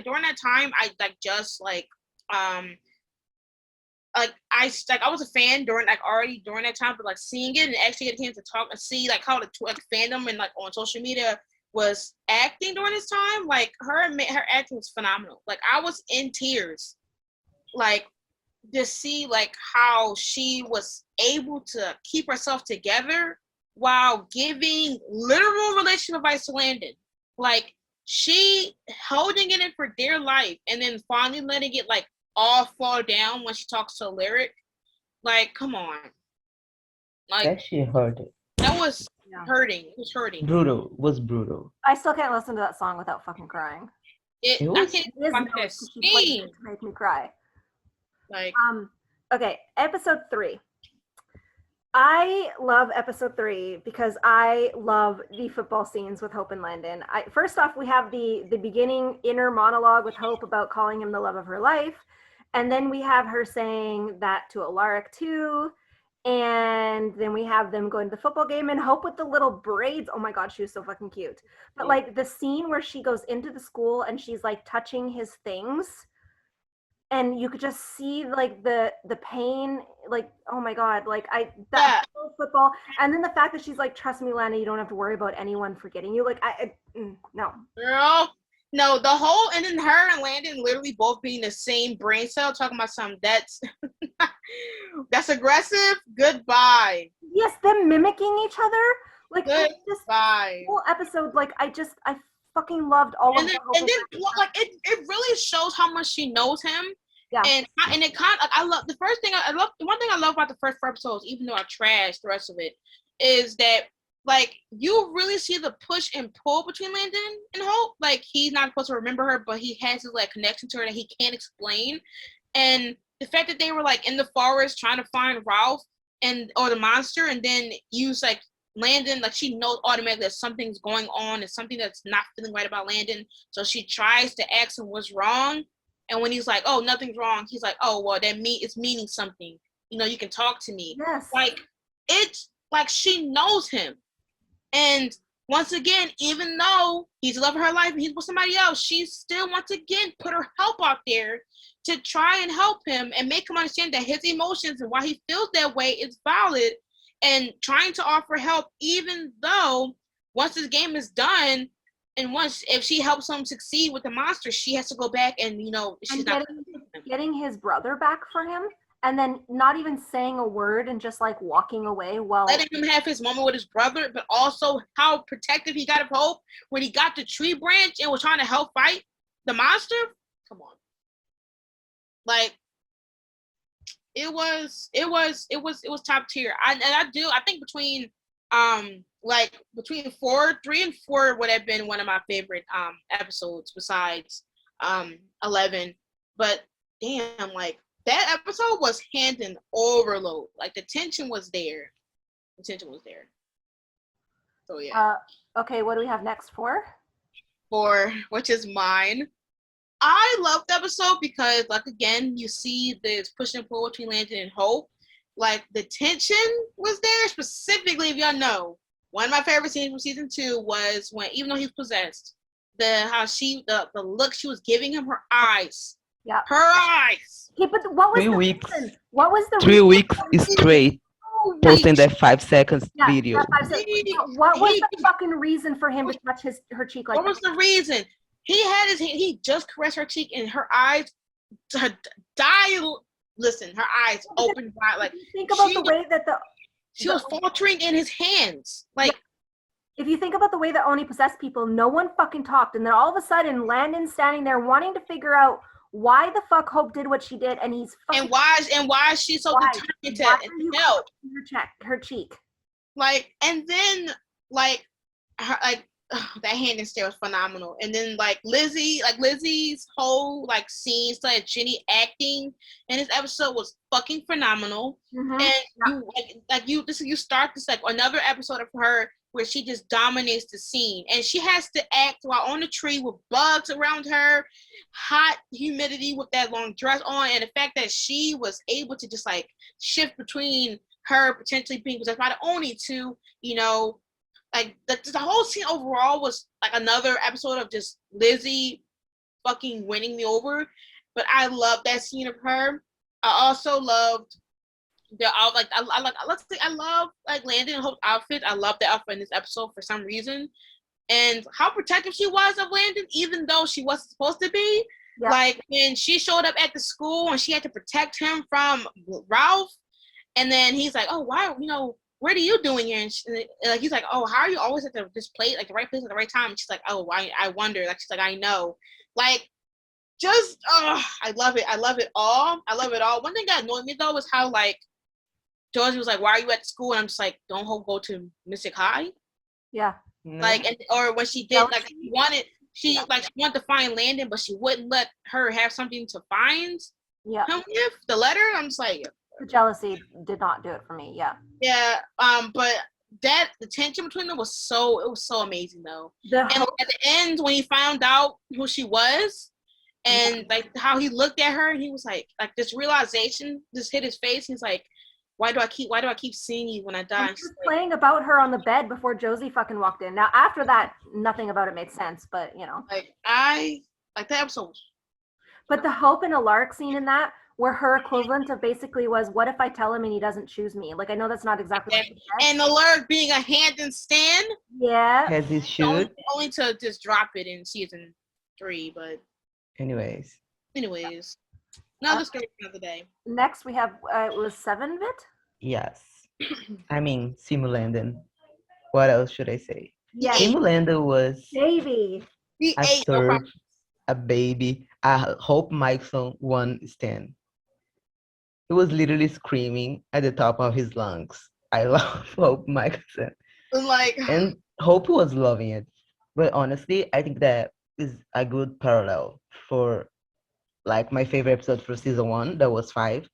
At this time we have Landon that was hurt by Hope's lies and was with his walls up. And we actually see how he was feeling because of Simulandon. And I think that Hope could actually see the sides of him that she understood that, but we know that Hope didn't want to tell him because he was afraid that he wouldn't choose her.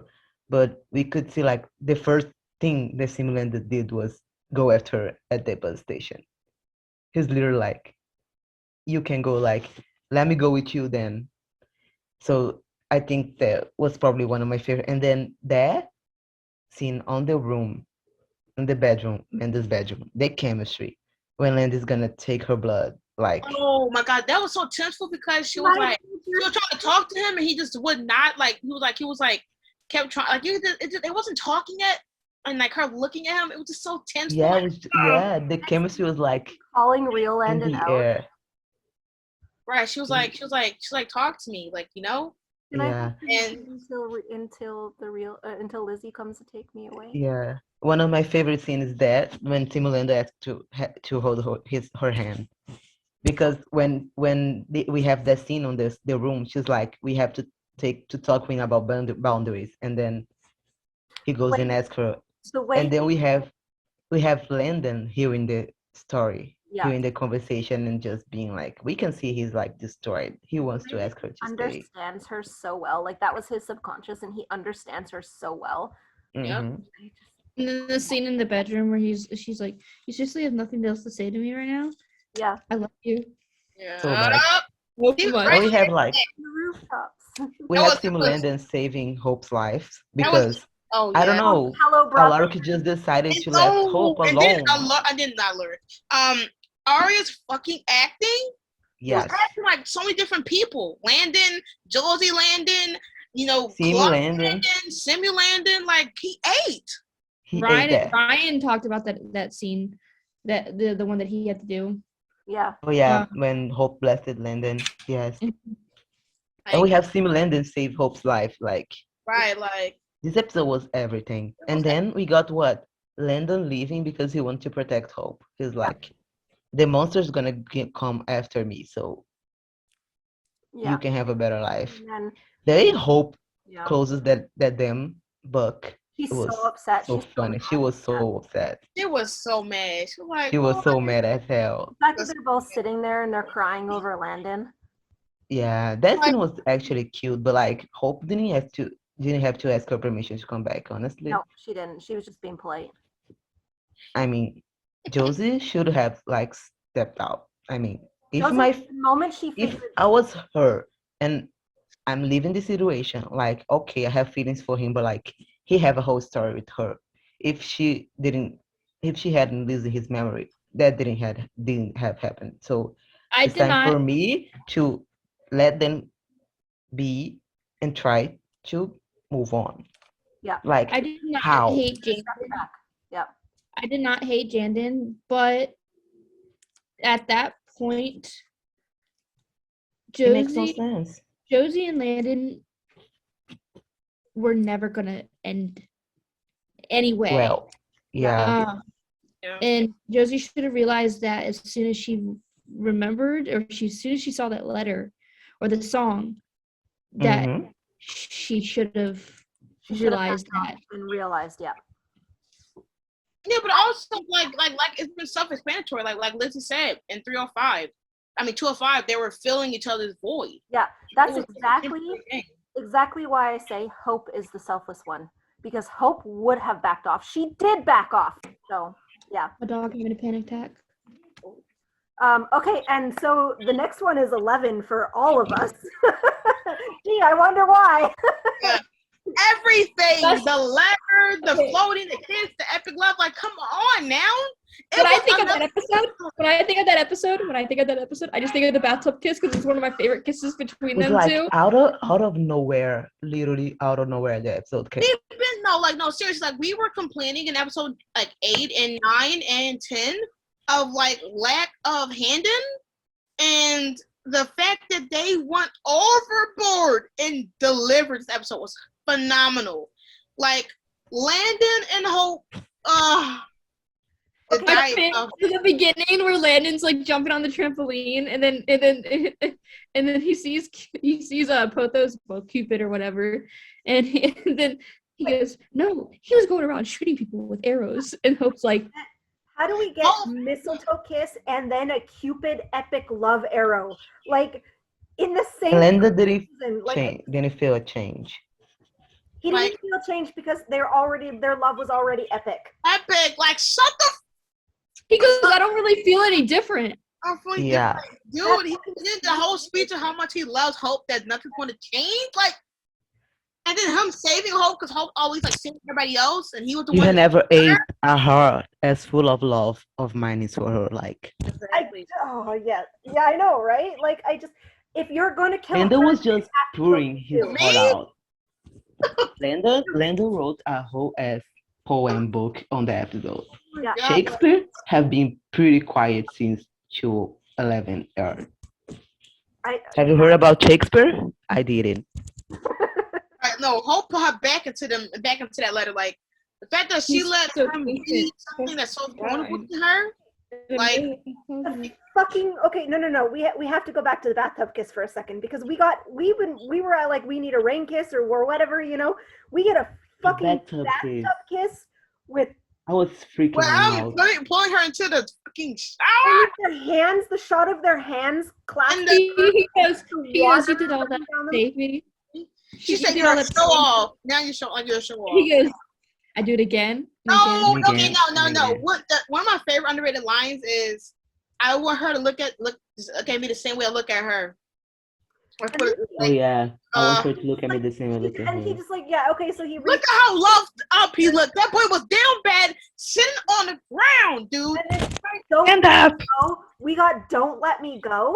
Never.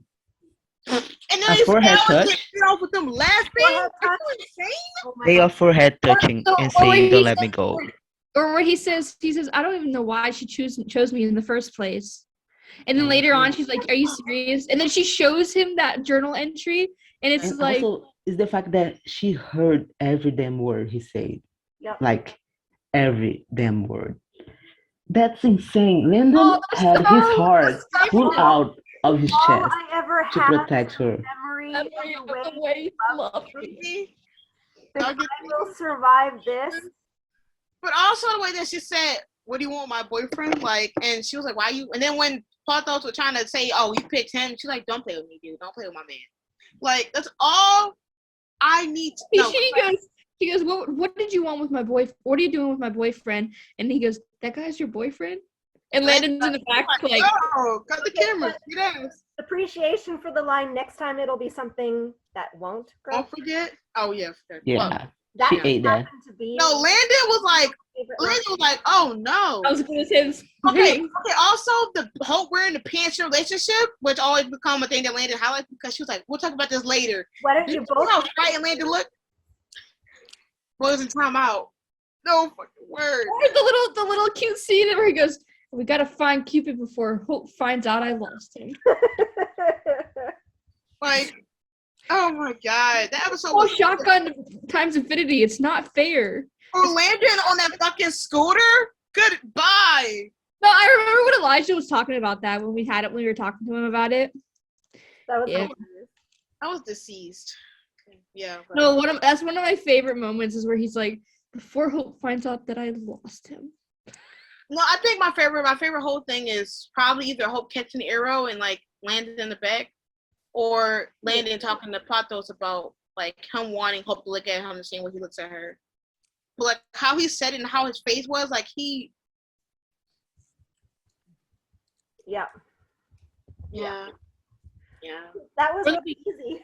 Or the beginning where he's talking to Wade and he's like, I believed in you. Why can't you believe me? Because he thought nobody believed in him, and then Hope was like, never mind. I'm still.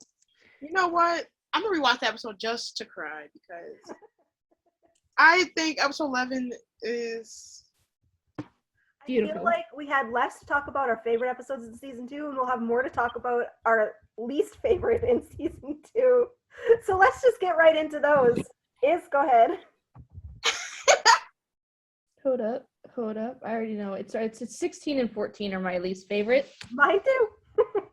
5 and 14 for me. I literally didn't pick anyone, but like I have to go with what is the episode where we have like the easy thing and then Handon? It's 5. Yeah, it's not 5. That shit was not it. Right after we found out who Hope was, that's not my Landon. Yeah, I don't know where Landon was. We're gonna get into that. I Robyn, don't know who this man is. You said 5 and what now? 14. Just 5. Yeah. Oh, no, I just. Oh yeah, 5, 15, Vic said 5. No, but what else? You didn't choose another one, Vit? No, because season 2 just pissed me off. Okay. I could not choose So we have anyone. 3 episodes to talk about? Yeah. And like after no one was like, what Wait, did you Rob, choose? you agree with that? And I was like, 15 and 16. Just like is this. I was like, and I don't know what to choose. And I was like, just put everything. I was like, I was going to choose 16 too, but I was like, let me just. I was going to choose 5 too, so we're kind of all just in the same area. I was going to choose 5 as well. Guys, we literally know each other. Like it's fucking. yeah, Tracy guys' face is like the same thing. It's insane how we all these had the Honestly, same. my 3 least favorite are 5, 14, and 16. Yeah, literally. Season 2 just pisses me off. Like I don't know what. Season 2, what I can write about season 2 for hours. I always do it on my Instagram live all the time. So you're gonna get it. So the first episode we're starting off with is 5, right? Into Yeah, 5. I'm gonna take it it's home. trauma. Episode was fucking garbage. Landon Exactly. was out of character for the sake of plot. What was the process when you built the 4 episodes of this tension between Hope and Landon?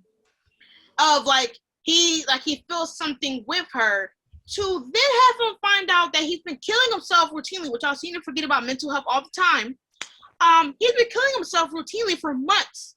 Until a girlfriend came and just stopped him from committing self-harm. To have him find out the girl he's been doing it for, or the vision he's been doing it for, to then not only, once again, Landon didn't really want sex. Josie forcing Landon into sex with the, how about we have sex, and then Landon just finding out, and then Landon just not ever wanting to talk about Hope again. And then just this back and forth of everybody and their mom suddenly becoming relationship experts, like Dorian, who couldn't even get his girl because his girl gets alert.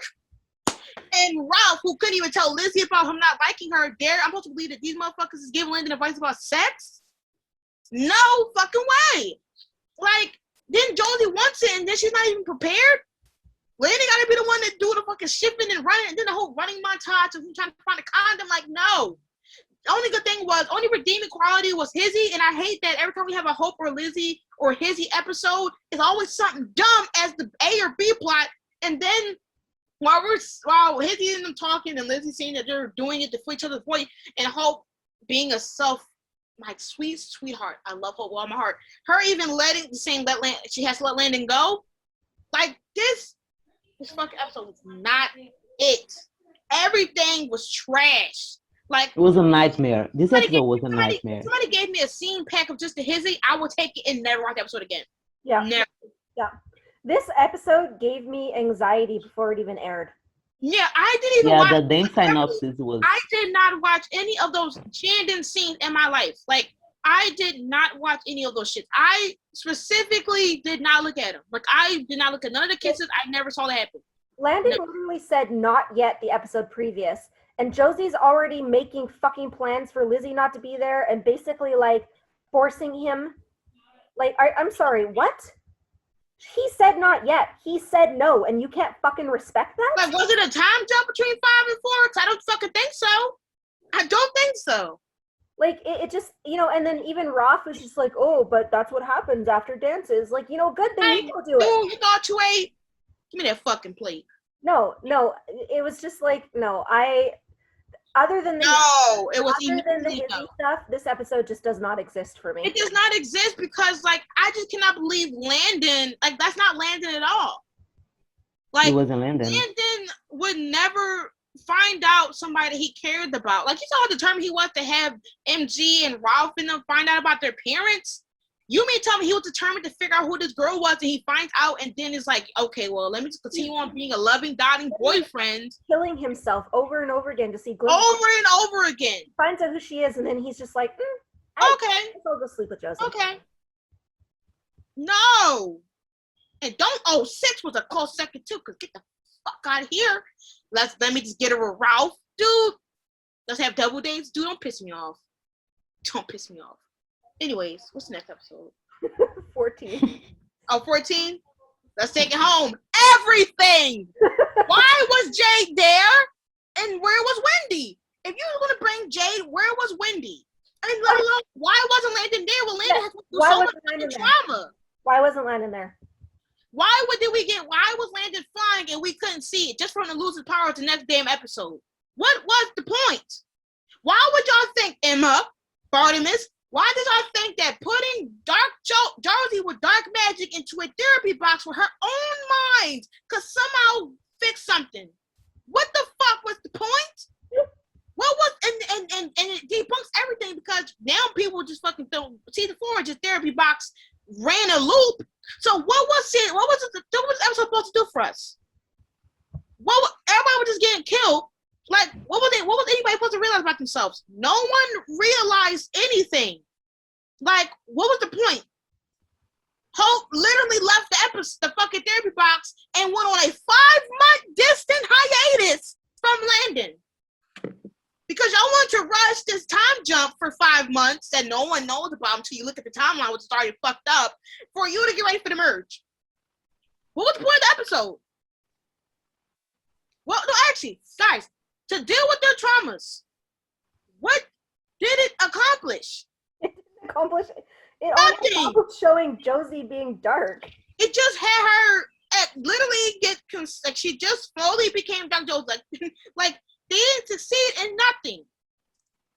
Like nobody accomplished the trauma because Hope, if anything, embraced that trauma and ran with it for 5 months. Landon, I'm supposed to believe Landon once again just let Hope. You gotta be kidding. Like MG, what was his trauma? Being a damn detective? Like, I'm confused. He killed Landon. That was his trauma. He didn't. Because he didn't. I don't know what the. If you really told me that episode 14 was part of Legacies, I would have said you're fucking lying. Like, what was the point? Like, I honestly don't know. I don't know. What was Emma's trauma? She was just there to babysit them. She was there to put somebody else in another damn therapy box or whatever the fuck she want to do because Emma does one thing is I just can't. This episode was so dumb. Landon couldn't be the episode. Oh well, Landon was going to fly. Well, I would love to see that.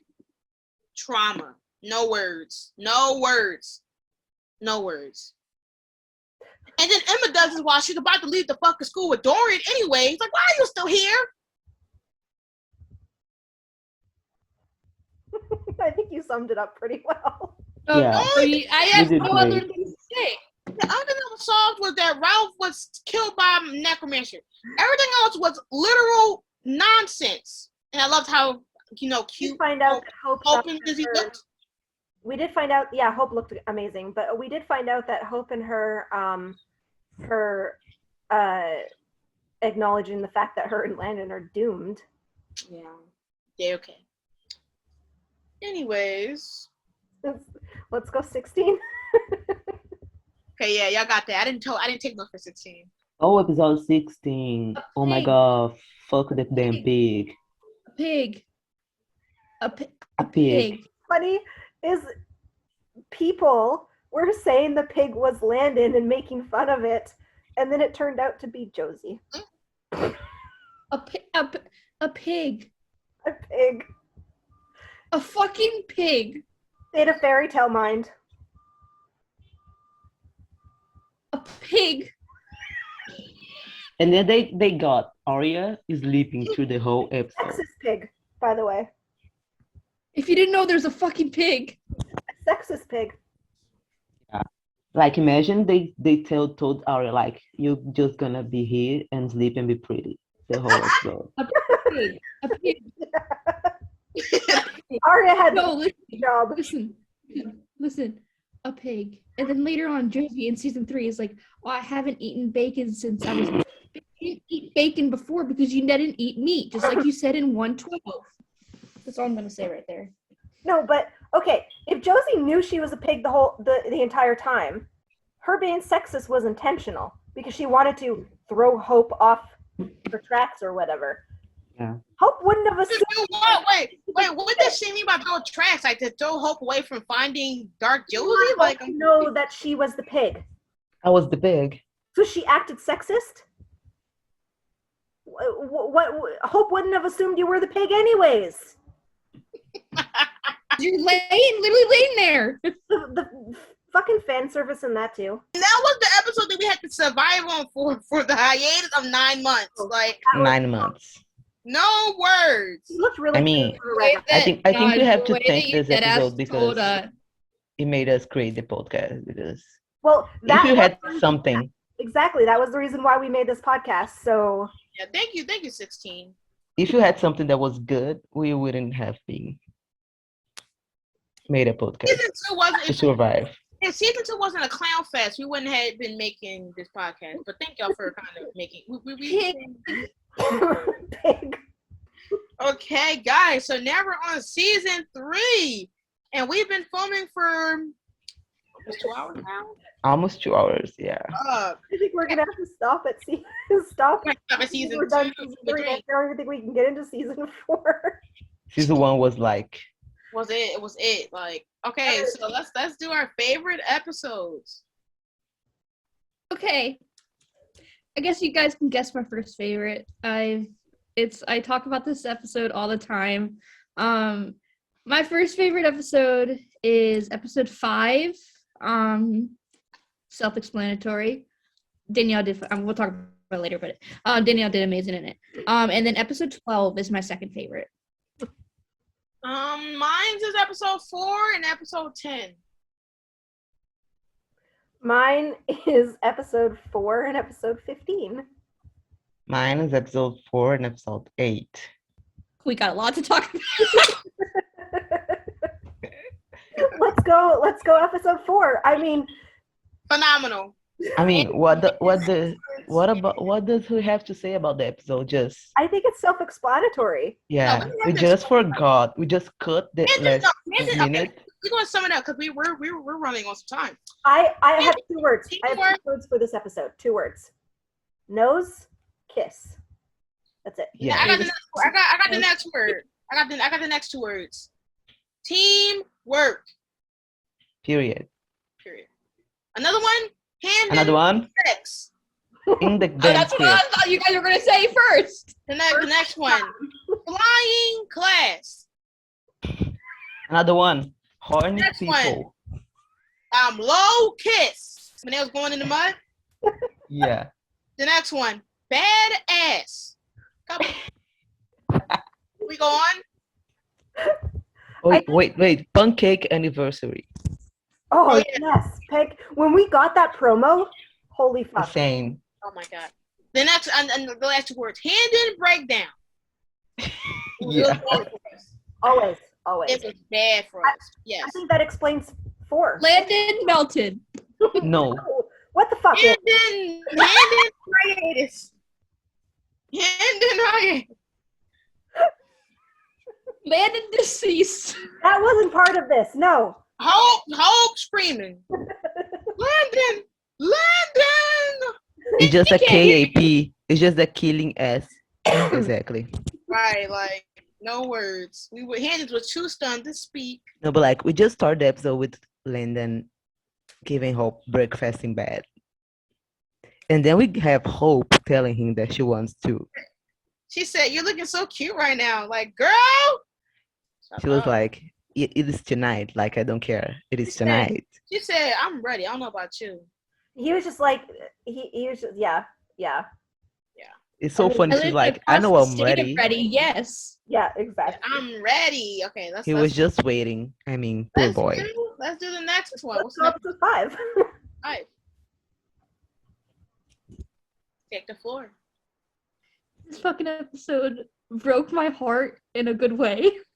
I not usually a huge fan of like the therapy boxes or anything, but I loved this therapy box. Should be trauma box, honestly. It opening it up the way it did was like an attack on my heart, but it's whatever. And then the fact that it just shows Hope being like, you know, she was gonna do whatever it takes to get him back. And then her coming to the point where she was trying to accept the fact that Landon's gone because there was no, like, she couldn't find any other way to get to him. And then that scene. Yeah, I feel like, and it also kind of increased the stakes because season 3 was dark, like really dark. Like, when we watched it, we were like, okay, trauma, but when you rewatch it, it's so dark because, like, you're really seeing Hope's grief because, like, we really didn't see it. We saw it play out a little bit with Haley, but, like, we never really got to see it, like, as much intense as it is now. Like, it's just, like, you see her so differently in the way that she's trying to handle trauma while, you know, still being at the school and still having to worry about, you know, what happened to Landon and how the school is now suffering. And then you have the therapy box where she's trying to find or exhaust as many options as she can to at least find Landon because she doesn't want to let him go, to then have this high hopes in the beginning of the episode that there's an artifact that can help them get Landon, to even almost suffocating Pinky because she didn't have time for games. She's like, it's whatever it takes. Like, she's going to do whatever it takes to get Landon back. And, like, after all this push and pull and how doomed they are between each other, like, she's going to do whatever she can to get him back. And you really see it to take effect this whole season. But then you'll also see that regardless of him being a killer in the therapy box, she still she finally was choosing her happiness over everybody else for the first time, which is like, it ties into like season 1, episode 11, where she said that if she can, like, you know, be this happy, she didn't mind being in this therapy box with Landon, even if it wasn't really him. She wanted to stay, and even if that could, like, if she could be happy that way, she would accept that. And I think it kind of develops her, like, I feel like this whole season kind of more so is focused on her love for Landon, because in season 1 we got to see like this push and pull of like them building the relationship, and then in season 2 you got to see how she's still kind of like, you know, afraid that she'll lose him and not seeing him as an equal, to now doing whatever it takes to prove that they can be together. Like, this episode was emotional because it highlighted how much she really loves Landon. It was the beginning of her dark journey. You're muted. What I to add on to that is the going to the scene between her and Alaric, which is by far one of my favorite scenes throughout the entire fucking show. Because first of all, Danielle did fucking amazing. I cried. I fucking cried during that. But I cried during a lot of stuff. But yeah, because you know what I mean. She's like, I just can't believe this is happening. Like, all we need is and that's what I was about to say, and I was just like, you know, it's like that one line where she's like, you know, she was basically like, you know, I'm never going to see him again. And it's like, come on. This girl has been through so much fucking shit. She said, I can't believe I have to go through this again. I never see him again. Or her little, he's gone. No, because that was so fucking... My God, Danielle is amazing. Like, honestly. I can't believe I never see him again. The fact that Hope was like kind of a amazing and episode. the fact she was like looking, she actually said to her like I'm gonna need your help because she couldn't go through that alone. You know how much I love horror movies, so this being like a campy thriller, I fucking love that. And like, it is comfort for me, which is odd as it sounds. A fun memory about this is the episode that got Vit suspended on Twitter. No words. No words. Like, No words. It was Ethan, who is now her baby. was Ethan getting But anyways, blasted on that damn tree, and I was like, I'm like, yeah, like really weak on the knees for that man. This is also the episode I called Danielle like hot like 4 fucking times in like a minute, and she fucking followed me afterwards. No, because why would Twitter suspend me just to Right. post that video? There's literal, pages with the actual intercourse, and they don't block those pages, but they blocked you for putting a fake show murder scene up. That's impossible. so when That's stupid. I told Iz this story, but when I went and watched the new Scream, and then I went onto Twitter and I just looked up the hashtag Scream. Yeah, that was a big fucking mistake. Oh. Big mistake. Don't do that. Bestie, what? Don't do that. Bestie, what? I saw something that I did not want to You. see. She was too stunned to speak. I couldn't. No. Okay, was it like murder or was No. Yeah, now I know what you're talking about. So the fact that Vic got suspended for the Ethan thing and what I saw is still there, no. Yeah, no, honestly, like on Twitter, they literally be showing like murder, like real life murder, like, and they'd be like, oh, well, look at this person. Like, they will literally show like murder clips, and like, because the world's so desensitized to some stuff. Like, I remember seeing an actual like shooting filmed and on Twitter, and for some reason, this fake scene of Ethan getting tossed in a sleeping bag is what puts the camel's back. Yeah, it was just. But I will always remember that with this episode. I always remember free bit. So yeah, free bit. No words. Because that was actually a very hard time of my life. no words. Okay. What's next? The next A one. damn video. Number one. I don't know. What's the next one? I think I don't think 8, right? Vit was 8? Oh yeah. Hold on. Let me get my notes. Yeah, because mine's is 10. Yeah, we have a lot of words about episode 8. I mean, episode 8 was. Oh yeah, that was a time to be alive, wasn't it? that was not? a time to be alive. We were fighting Like, for our life. That one was First, the episode was actually so good. That was when Hope got attacked. So good. And like, it felt so dark. I think it was like the first time It really showed the stakes. Like, it really showed the yeah, stakes. exactly what I put. Like, it really showed that we had like high stakes going on. Yeah. First, but like, we have Hope with her plan, and like, no one wanting to help her. First, what the hell? Yeah. Second, how we gonna ask Hope to wait another damn month to let Landon, a damn human, on a prison wall full of monsters, and his dad who wants to have his body? No words. When she, let me be. I'm gonna save my rant for. No, because, the hate. and then we have like one thing I love. Like, I don't care what we're gonna say, but Hope finally choose her Landon and giving no fucks about what happens to Lizzie and Josie, why she does it, is literally give me life. I literally got like 10 years of life when I see that scene. Because the fact that Hope, she literally guilt tripped Josie on to get her magic back. Like, that's the Hope I want to see. Like, yeah, they're gonna make this stuff. She remind me so much of Klaus on the episode, because she was doing whatever it takes to save the person that she loves. And Klaus was like that. He was like, I don't care if you're my family or not. Like, her whole family, they literally killed Davina to get Elijah back. Did. Literally, like, and like some many people in other Vampire Diaries universes have done savage things to other people's favorite characters, and they're still favorites. But when it came to Hope, who didn't to Hope, it's just so high standards. It became like when Stefan killed Enzo.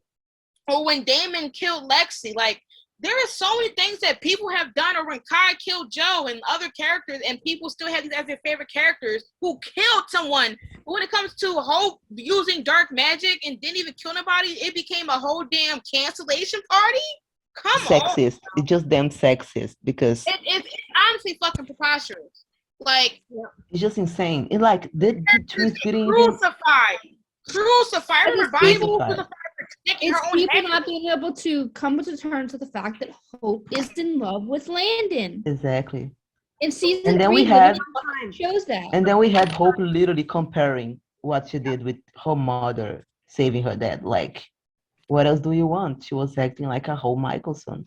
This was the one time she chose Landon over everything. Exactly. It's the one time, and everybody One calls her time. selfish over that. Like, y'all can't be fucking. And she wasn't even putting anyone at risk. And then we have MG like, oh, this is too dangerous. I was there. What happened? The monster couldn't even see you. You literally scream at a damn monster on a damn trash can. I don't care. Like, and you a damn vampire, and you were like afraid of going against monsters. But first, Hope is the one who fought the monsters. MG's wild for that. MG's wild for that. So. And then we have Lizzie going with him. She literally chose him over Hope. And then then she only come back because Hope had chosen. Like, what the fuck? I mean, fuck everyone. And then we have who? We have them Wade saying that he only wants to land them back because he misses playing D&D. No, that episode was just a lot. Right, like, you already got a D&D buddy, which is Gabby, right? And I haven't seen you mention her yet, right? Y'all That episode are was just a lot for wild. me. Like, no, like, the fact that you need Landon to play D&D, like... But like, it was a favorite one for me. I was pissed off, but like, I wasn't so pissed off because we have Hope fighting back. Yeah. She fought back. Everyone who chose says something. what she wanted instead of Yes. what everyone else wanted. And Josie's all Exactly. mad. Well, Finch is going to be so mad at me. Well, if you just fucking explain things rather than running off. Yes. You want to talk about people running off? Sorry. It's just no, because was on to speak. no, because she and Hope was like, if Lando was he would like sacrifice himself for you guys. And she was right because he would. She And said he did. what she said. He literally put his trauma behind him so he could save y'all in season 1. He literally told Hope, like, listen, whatever you do in season 2, like, to save y'all lives, is okay, you know? Literally was left for dead. But, And then season 4 we have him literally dying. and no one mentions this No man. one mentioned. Whatever. Season 4 is for another day, another day. Yeah. Another Like, day, another day. Also, like, Caleb's all like, oh, I'm just going to be Switzerland. I'm not going to choose. Are you fucking kidding yeah, me? because you want to spend some time with someone you met like 2 days before. And still is on Leonardo da Vinci. But we'll get to that in a minute. We'll get to that in a minute. All right, let's go to the likes. I want to get to the dislikes so bad. What's the next one? 10? Yeah, 10 mine. Yeah. Okay, so even though, you know, at this point any Handon stuff isn't even really Handon, I call it Handon because it's whole memories of Landon. And yes. So the Banshee episode, I liked it. Overall, I loved that another monster who had a meaning to why she's doing this. So just like how we had the tree one in season 1, this episode kind of reminded me of that. We got this chance to learn about the Banshee and her reasonings and her getting closure about her family while finding peace. And then we also got to see more so Hope and Matter of fact, I don't give a fuck about the whole episode. I don't. All that I care about is Handon. The Screw Fate date. The date was the highlight. But also in the beginning of the episode where Hope was so happy that she got Lizzie and Landon back. Like, that's how happy she was that, you know, her and Lizzie's back on good terms and that she has Landon back. So she's fully at peace. Like, nothing can really bother her. And Landon was like, is something wrong with her? Like, she got a slug? Like, it was giving me very much season 1, 11, where, you know, that's one of my favorite episodes. And, like, once again, the Handon cuddle scene at the end, even though it got creepy with Mala Landon, you know, I still accept that. And then we also got when Landon was helping Hope and like, saying that, like, saying you're a badass. You're also a badass wolf. Go find Cleo. That was the most important part of the episode. And then we also got to see about Lizzie learning about Finch being a werewolf as well. And we're trying to learn about Finch, who was another, like, she's one of my favorite characters as well, specifically. And we were learning more about her and her significance to how she'll become, main character later on. So yeah, that's pretty much one thing I care about. I don't care about that. You know what? Yeah, I did love the Banshee episode because it really did show. I thought it was a good beginning of like, or like a good step in Hope and Cleo's relationship, like their friendship too. But I loved the beginning because she was a very like princess-like, where she like opened the windows and like she was just happy, and yeah, exactly what Naj said. And I liked the concept of the Banshee not being a scorned lover, but being a mournful mom, because you don't get that very often. So it was like almost reflective in the reason why she was drawn to a school full of kids who, I mean, a lot of them, I mean, Hope's an orphan, and I mean, Rafa's an orphan, and Landon's an orphan, and Cleo is an orphan technically, and like, so the fact that, she was drawn to the school and to these people is just like, Inches too. yeah. So, I did really like that. And I've been wanting a Banshee for fucking ever. Yeah. So the fact that we got it, yeah. Yeah, and it was done well. Like, I feel like we really get a lot of monsters who actually have a story of to why they're doing things their own way. Instead of being sent for destruction, we get to learn about the Banshee's reasonings as well, which is why, I feel like those episodes where the monster is explained for their reasonings why they're acting this way is such a plus. Next, 12. I love 12. I love 12 so much. I could watch that episode over and over and over again and never get tired of it. For one, it has that badass fight scene between Hope and Landon, or Hope and Gollum Landon, and it's like one of my favorite scenes in the entire episode. And then also, obviously, at the end, we find out the skull guy, who the skull guy was, or who we thought he was. But I know it wasn't Landon, and people can come at me for this, but one of my favorite lines in this entire episode was his "I was made to love you" line. But because when we got that title, I automatically knew it was a Handon line. But what's even more significant about that line is that he said it, but Hope believes it, because he's made from her memories. So the fact that he thinks that means that Hope thinks that. Hope literally thinks that Landon was made for her. Yep. My favorite line in that episode is, "Do you love me?" Love me. Good. I knew that one. No, this episode is just like, it kept me on my toes the entire fucking time, and I could like, I don't know, I just love it so much. I could watch it over and over again and never get tired of it. But I also like it too. Like, we got to see, like, we got to learn more about how much Hope knows about Landon. The fact that she mentioned the avocado allergy, and that she was like just so like lost in the fact that she thought that this was Landon, and finding out that it's not. But also her being betrayed by Cleo, and then finding out about finding out Cleo's full thing, and then Milo Landon bringing in the necklace and the stakes. The truth parallel. Oh God. And then like Hope literally getting stabbed and then just laughing. So demented. I loved it. Like, and the parallel. What was his line? Was like tomato face facts, Hope, or whatever it was. Yeah, something like that. When he was trying to get her to keep him or whatever. But like when dead he was out and she was like stroking his cheek, and she's just like, "Landon, are you in there?" No, because. Oh, and then the scene between Hope and Cleo. First, Emono did fucking amazing. Yeah. I love that scene between them two. And the fact, like when she tore the thing out of her chest or whatever, and she goes, what does she say? She's like, "Oh, fuck." She said something about fight or whatever, and then the skull guy comes up and But she was saying that, if you know so much about me, I'm not gonna go without, fight, have one. I love that Yeah. fight with Hope and Gollum Landon though. Like that was the first and then we got the fucking necklace. Oh yeah, to see Arya switch like that though, like it's just like He holds up the necklace and she's like, "Where did you get that?" Oh my And then she goes, "Take off your mask or take off the face mask." And she goes, "Landon?" And he goes, "In the flesh." Well, because Arya's that was so wild. hard, no, come on now. And we didn't even get no scenes with that besides that, Arya.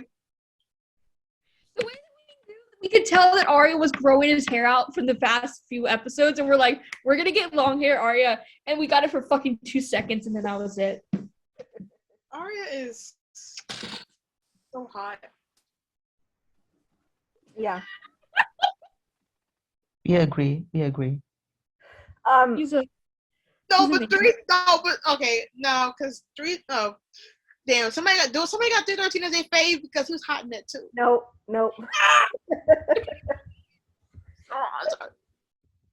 Yeah, no, we don't talk about 13. Do you You know, want to I'm talk about there. the bonus? We don't talk about that. No. Okay, me, I guess. Is it a shock that I chose 315? No. No. No. I mean, first of all, look at my profile picture. How the fuck? Like, second, it's a Star Wars episode. And I mean, I know you guys don't watch Star Wars, but like Hope's line at the beginning, like her very first line when she shows up on screen, and like to all of it afterwards, the fucking outfits are amazing. Just like I just loved the entire fucking episode. I don't even have the whole fact that it was basically a fanfic written by Lizzie, and then we learn more about the past and how Josie was even more of a bully than we thought she was. And then having Summer in the episode, like we flipped out when we saw Summer's name. Like it was the timeline went crazy because I've always wanted. I even wrote a scene where it was young Hope and this Hope together, and the fact that we got that with them in the same room together and them talking to each other, and like young Hope or Hope Marshall thinking that like being afraid of the hollow, and then thinking that her family was going to come back to her, and then Danielle Hope just being like, that's not what happens. Like that whole scene between the two of them is just so fucking emotional and so good. I love this episode so fucking much. I mean, that episode was I good. like I doubted that episode. I literally came into the watching the episode because I don't think I did reactions to this episode. Did I? I don't think I did. So I was like, I already know that I'm not going to enjoy this episode, and then I was watching it, and I was like, holy shit, this is kind of good. And like the fight between her and Malavor, I just think I'm most selective because we got to see both Hope interacting, even though it was I feel like that's something that we always wanted was Hope interacting with her younger self, and just to see how she was and how she is now. I don't know. I just like I like the episode because it surprised me. Like I thought it was gonna be like a 208 episode or something like that. But Loved that Josie was a robot. She didn't even have a name. She was She had a memory card though. I don't know. But then Lizzie looked fucking amazing too. Like her, honestly, the outfits in this episode were so well done. And like all of the special effects and the monsters, the only bad thing about this episode was that Landon was not there. yeah. Again. I know Arya was seething in his seat, like Milo. Again, yeah. Yeah, can't even be here. I'm like, yeah. Well, at least we know when Hope stopped growing. Ouch. Sorry, that was a joke. That was a joke. Good fuck. It was the same. That is a Never mind. joke. I'm just kidding. You are allowed to joke like that because you are as tall as Danielle is. That's why I'm joking. Exactly. Goodbye. I've been the same height since I was 12. No worries. Yeah. I didn't grow either. I've been the same height since middle school. I mean, I can't make short jokes. And I can too. But people were attacking me in my life. You know what? Yo, people be attacking me for being short, and I'm just like, I'm only a person. You gotta fucking attack me. Just one day I want by to bring an day. honorable mention. Okay, what's the honorable mention? It's just a scene. I don't remember what episode it was, but it was when Hope was like, "You're everything to me." 10. Yeah. Oh, 9, sorry. Oh, That was wait, 9. That was 9, right? Yeah, it was There's a- 9. That was like, the gremlin. around. That was the gremlin. That was episode 9. That was Mhm. Gumball. That'd been episode 2. Too Gremlin. You remember? That could have been episode 2. Yeah, that was a good episode. That was such a sweet scene. That was like right after he got back. Yeah. Before we Okay. found out it was live. Anyways. Did somebody have episode 16 as their fave? Nope. Okay. Let's get into our dislikes. Our least favorite episode. Go ahead, Iz. 14 and 7. That's all I'm gonna say. Yeah, I agree. Wait, 307? Yeah. Okay, yeah, I can understand that. I am gonna, even though there's a scene that I really love in this episode, I'm gonna say 1 and 14. I have to go with only 14 because I'm actually in love with season 3. We said only 14. Yeah. Okay, well, let's start at 1. Now, I love the Handon stuff, okay? That's not where my issue is. Where my issue is the fucking Super Squad.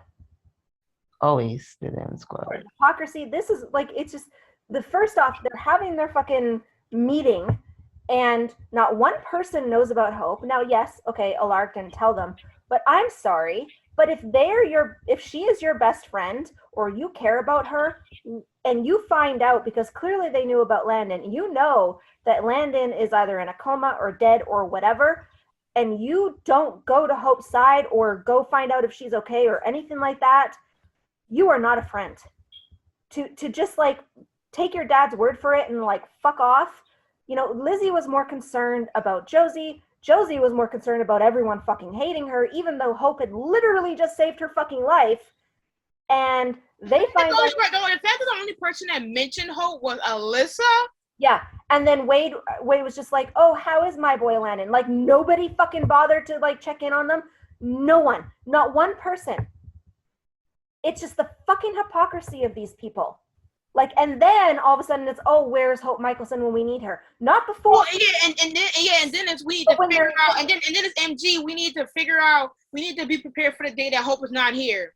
Still not doing that Roth shit. was the one trying to make sure that Landon came back and trying to make sure, and was like, "Yeah, okay, Hope needs you." No one even checked her off either. Like, damn. But no one checked on Ruff. No one, like, they treated Alyssa like crap. Yes, Alyssa was a bully, but the thing is like, whatever. It's like we selectively have to like let people shade other people and be like, okay, that's cool. Josie like, literally killed Alyssa, and expect her not to be Alyssa mad had about the it. right to feel the way that she did, and yet everyone, like, they let Josie off the hook so fucking quickly. First of all, oh, she's worried about what people think about her. You literally fucking killed someone. Deal with your fucking like blows. Instead, you're sitting there blaming Lizzie for making things worse. You fucking killed someone. Lizzie is trying to. And then Alert had to basically force Lizzie. Well, not really force, but like say that, oh yeah, well Lizzie, I need you to go and like deviate the drama that's coming towards Josie. But why couldn't you deviate when they was bullying Hope? Well, How can you deviate when they were bullying Hope for 308? How is that good for her mental health? You basically told her, "I don't fucking care about your progress. Go take care of your sister." Exactly. It was a fucking waste. Like, if she was going to feel that way, then why did she come? Right? Like, it just, I loved the Handon stuff. I'm putting all the Handon stuff aside, but the rest of that episode pissed me the fuck off because they're just so hypocritical. Lizzie should not have had to go take care of to Josie.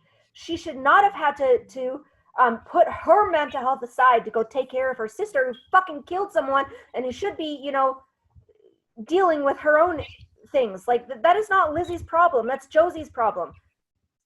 Like, it's just like, and meanwhile, if that was the opposite way, would Josie go and take care of Lizzie? Probably the fuck not. Like, it's just so stupid. And then she sits there and whines, you're making everything worse. I don't know. Why don't you fucking apologize or something? Oh, wait, you don't do that. Yeah, and the fact that we haven't even had, like, Lizzie actually react to the fact that she technically died, like, from her own sister. Come on. Yeah, Lizzie has no concern whatsoever that her own sister wanted to fucking kill her, and the only reason she was alive was because of Hope and Landon. Like, it's no one fucking gets. Yeah, and MJ didn't even like have any like he didn't feel any type of way after like Lizzie kind of like left him after she desiccated him in season 2. Like that was forgotten about. The only people that ever have any sort of like reactions or consequences are Hope, Landon, and sometimes Lizzie. Like, they're all treated like fucking garbage, and everyone else gets away. No one else is fucking accountable for their actions, but everything gets put onto Hope and Landon's shoulders, and then through the process because of Lizzie, because they don't care about her fucking mental health. Like, that's why that episode pissed me off. Yeah, I could see why. That could have been an episode 2. Low key. For some of us, episode 7, the Leprechaun episode, I've hated it as soon as episode 7, I hated that joint since it came out. I hated it when the promo came out. I hated it when it came out. I hated the whole premise of it. I hated that, like, the fact that Lizzie just let this monster roam free for the sake of, the money. That Cleo went from, oh, it's okay for you, it's like, I want to know more about you, to then try to force her to get over grief. After you just force her to make a statue and then give it away, but then you're still obsessed over a fucking 300-year-old boyfriend of yours. You do not have the time to talk. And it's also weird of her talking about this obsession with, killing monsters and Hope not willing to kill monsters, but later on she's so determined to kill Hope in fucking 312. Hypocritical, don't you say? We got Lizzie over here talking about Hope need to get over her emotional needs for once, that she can't grieve and that the school is more important than her grieving her dead boyfriend, that she tried to compare him to Sebastian and MG. Then you got her basically the main premise is about a milkshake instead of y'all having a place to be at school. Then you got fucking MG hiding the fucking ascendant and keeping loyalty to Lizzie after she dumped your ass. You're going to keep hiding the ascendant? Like, what sense does that make? And Landon is gone. Why would you sit here and always try to talk about you being a superhero and you always trying to talk about some squad goals and shit, and then you keep the ascendant hidden? And then you tell Lizzie, like Lizzie wasn't going to tell Hope, or like that was going to justify your reasonings. You sat here and lied. What I like, what's hilarious about that is that it leads also into him being the next episode where he's like, oh, I don't regret. So you're so scared to tell Hope, but then you're sitting here like telling her that she can't go after her boyfriend. Yeah, and then you sat here and told Caleb. And then you told Caleb beforehand not to give up on Landon, but then you had the main thing that could get Landon in the first place? Are you fucking dead ass? Panicking so much to hide that fucking descendant because Alyssa lifted the spell, and yet, like, he did not fucking care about Landon one bit. Exactly. And let's be honest, it also foreshadows with 314 or whatever, when literally he's supposed to be, oh, let's care about Landon, whatever, but Landon literally is roaming free. Well, Model Landon is roaming free with Cleo, and they only cared about getting Cleo back. Didn't even give a fuck about Landon once again. So this whole season of we care about Landon is a fucking lie. And I do not want Landon to come back and be friends with any of them. They don't fucking deserve it except for Lizzie. I don't care about none of these other characters because no one cared about Landon.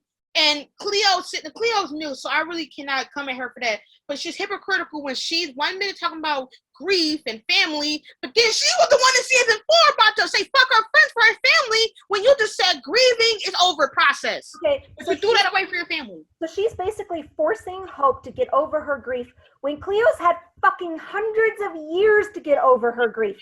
Hope's had what, Exactly. like 3 fucking weeks? 3 weeks, but she's supposed to get over your grief, but then you found your parents who are a family who's dead, but then you was ready to throw it back. The only reason Cleo wanted her to get over her grief was because she wanted to be free from Malivore, and the only way she could be free from Malivore was with Hope. So she wasn't even doing it for Hope's sake. She was doing it for her own fucking sake. No, and it's so weird that it's weird that she didn't want Leprechaun to be dead, kills it anyway, says that Machi shouldn't be killed, then tries to kill Hope. Then tries to literally. So what is it, Cleo? What is it? And forcing her to use those remains. Now, the whole goo thing was whatever, but forcing her to use those remains, basically saying, give up the one thing that you have left that you're. And then sell it, and then took advantage of this lady who's probably damn near not even knowing where she's at, and tells her to give you the full price. No one had that much money on hand.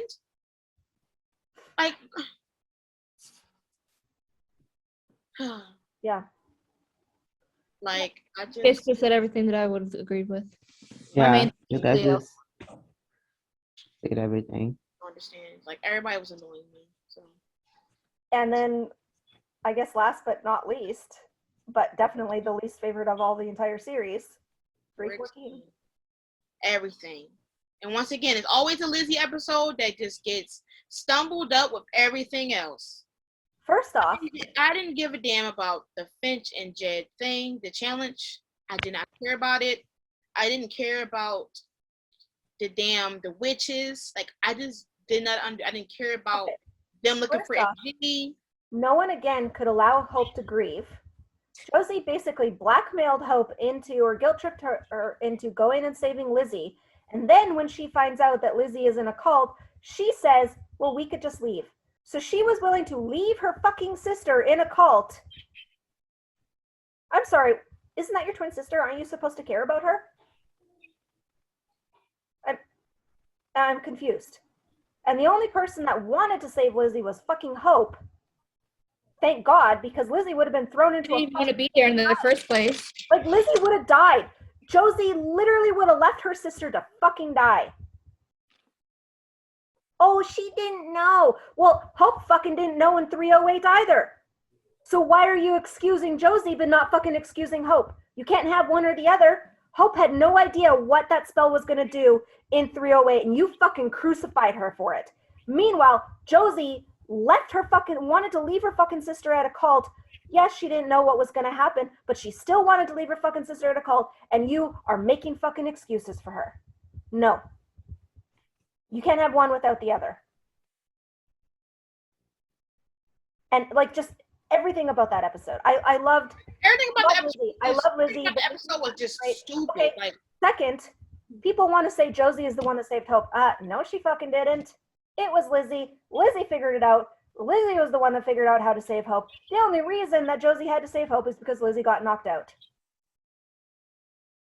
It's the only reason. And Josie wasn't even going to do it. Period. I just hate this whole episode. I hate that they couldn't have Lizzie, just have her own Royal Force episode. And then Josie why did she have to get her mental health taken advantage of? Yeah, by fucking witches? Exactly, right? And then Josie sits there and is like, well, we're not going to let you be alone when you have to face Malivore. Okay. Because 404 fucking says otherwise. Yeah. My words don't want to even be wasted on that episode. Yeah. It's just boring for me, I just honestly. did not like it. Whatever. They can fucking screenshot me or screen record me. I don't fucking care. I don't like this episode. I've never liked this episode. I've been vocal about this episode right from the fucking beginning, and I just don't understand. And it was the worst rated episode too. It was the worst rated episode of the entire fucking series. That should tell you something. No, it's not a girls episode. So don't even use that. The only reason you like that episode is because Josie is in the episode. This episode was just not it. I don't even know, what?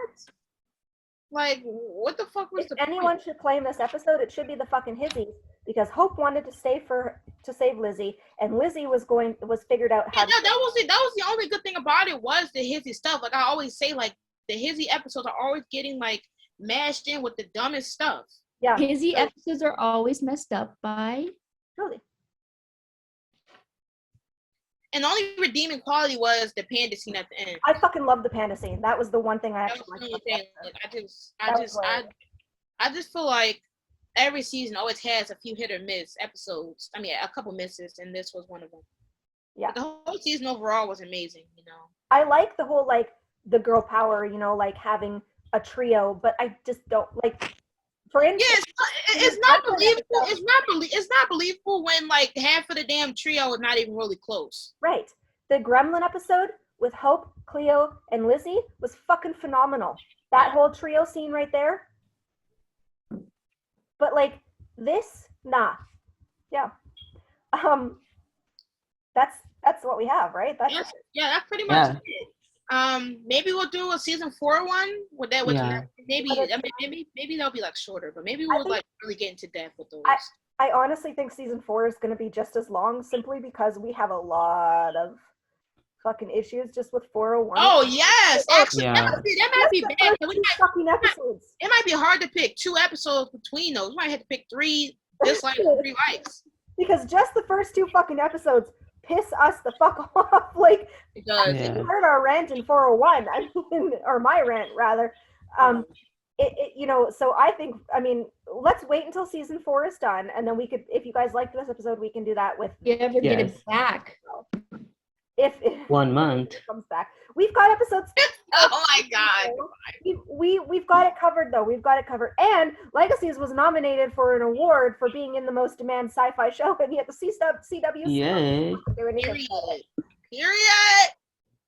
And also, Legacies is so real. Honestly. People, Yes. believe it or not, Legacies is actually a really good show. You just don't. Never mind.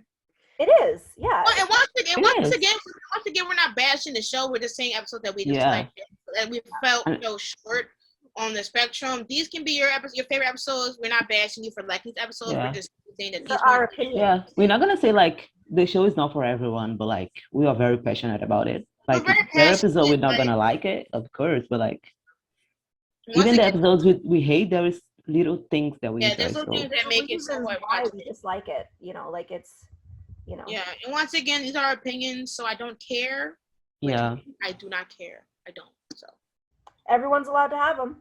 yeah, so don't think a paragraph thesis is gonna. And they're allowed to change over the course of the years. Yep, Oh my god. exactly. Oh my god, that was 2000. That was like 2018. Like, get out of here. Damn. Get out of here. But yeah, That was our 2 favorite and 2 least favorite episodes out of each season from 1 to 3. Yep. Let us know what your favorite episodes are for each season, or maybe what you disliked about those episodes, or if you agree with us, let us know in the comments section down below. Our social medias will be linked, so you can check us out on Instagram, Twitter, whatever. You can stream us on Spotify or Apple Music or Google Podcasts or whatever that is, Google Play. Yeah, and make sure to like, comment, and subscribe for more Handon Weekly content. You know, we're going to be coming back with more amazing content to help you survive the hiatus. And also, Legacies is coming back February 24th, so make sure to get yourself in gear. Till next time. Yeah, we have a lot of fun episodes coming up, guys. So just Oh, yes. So stay tuned. And thank you guys for tuning in to all the premieres that we've done. Once again, it's very fun rewatching the episodes and talking with you guys about the process of us filming. Yeah, and it's a lot of fun. and thank you guys for all the ultimate support. So see you Bye, again guys. later.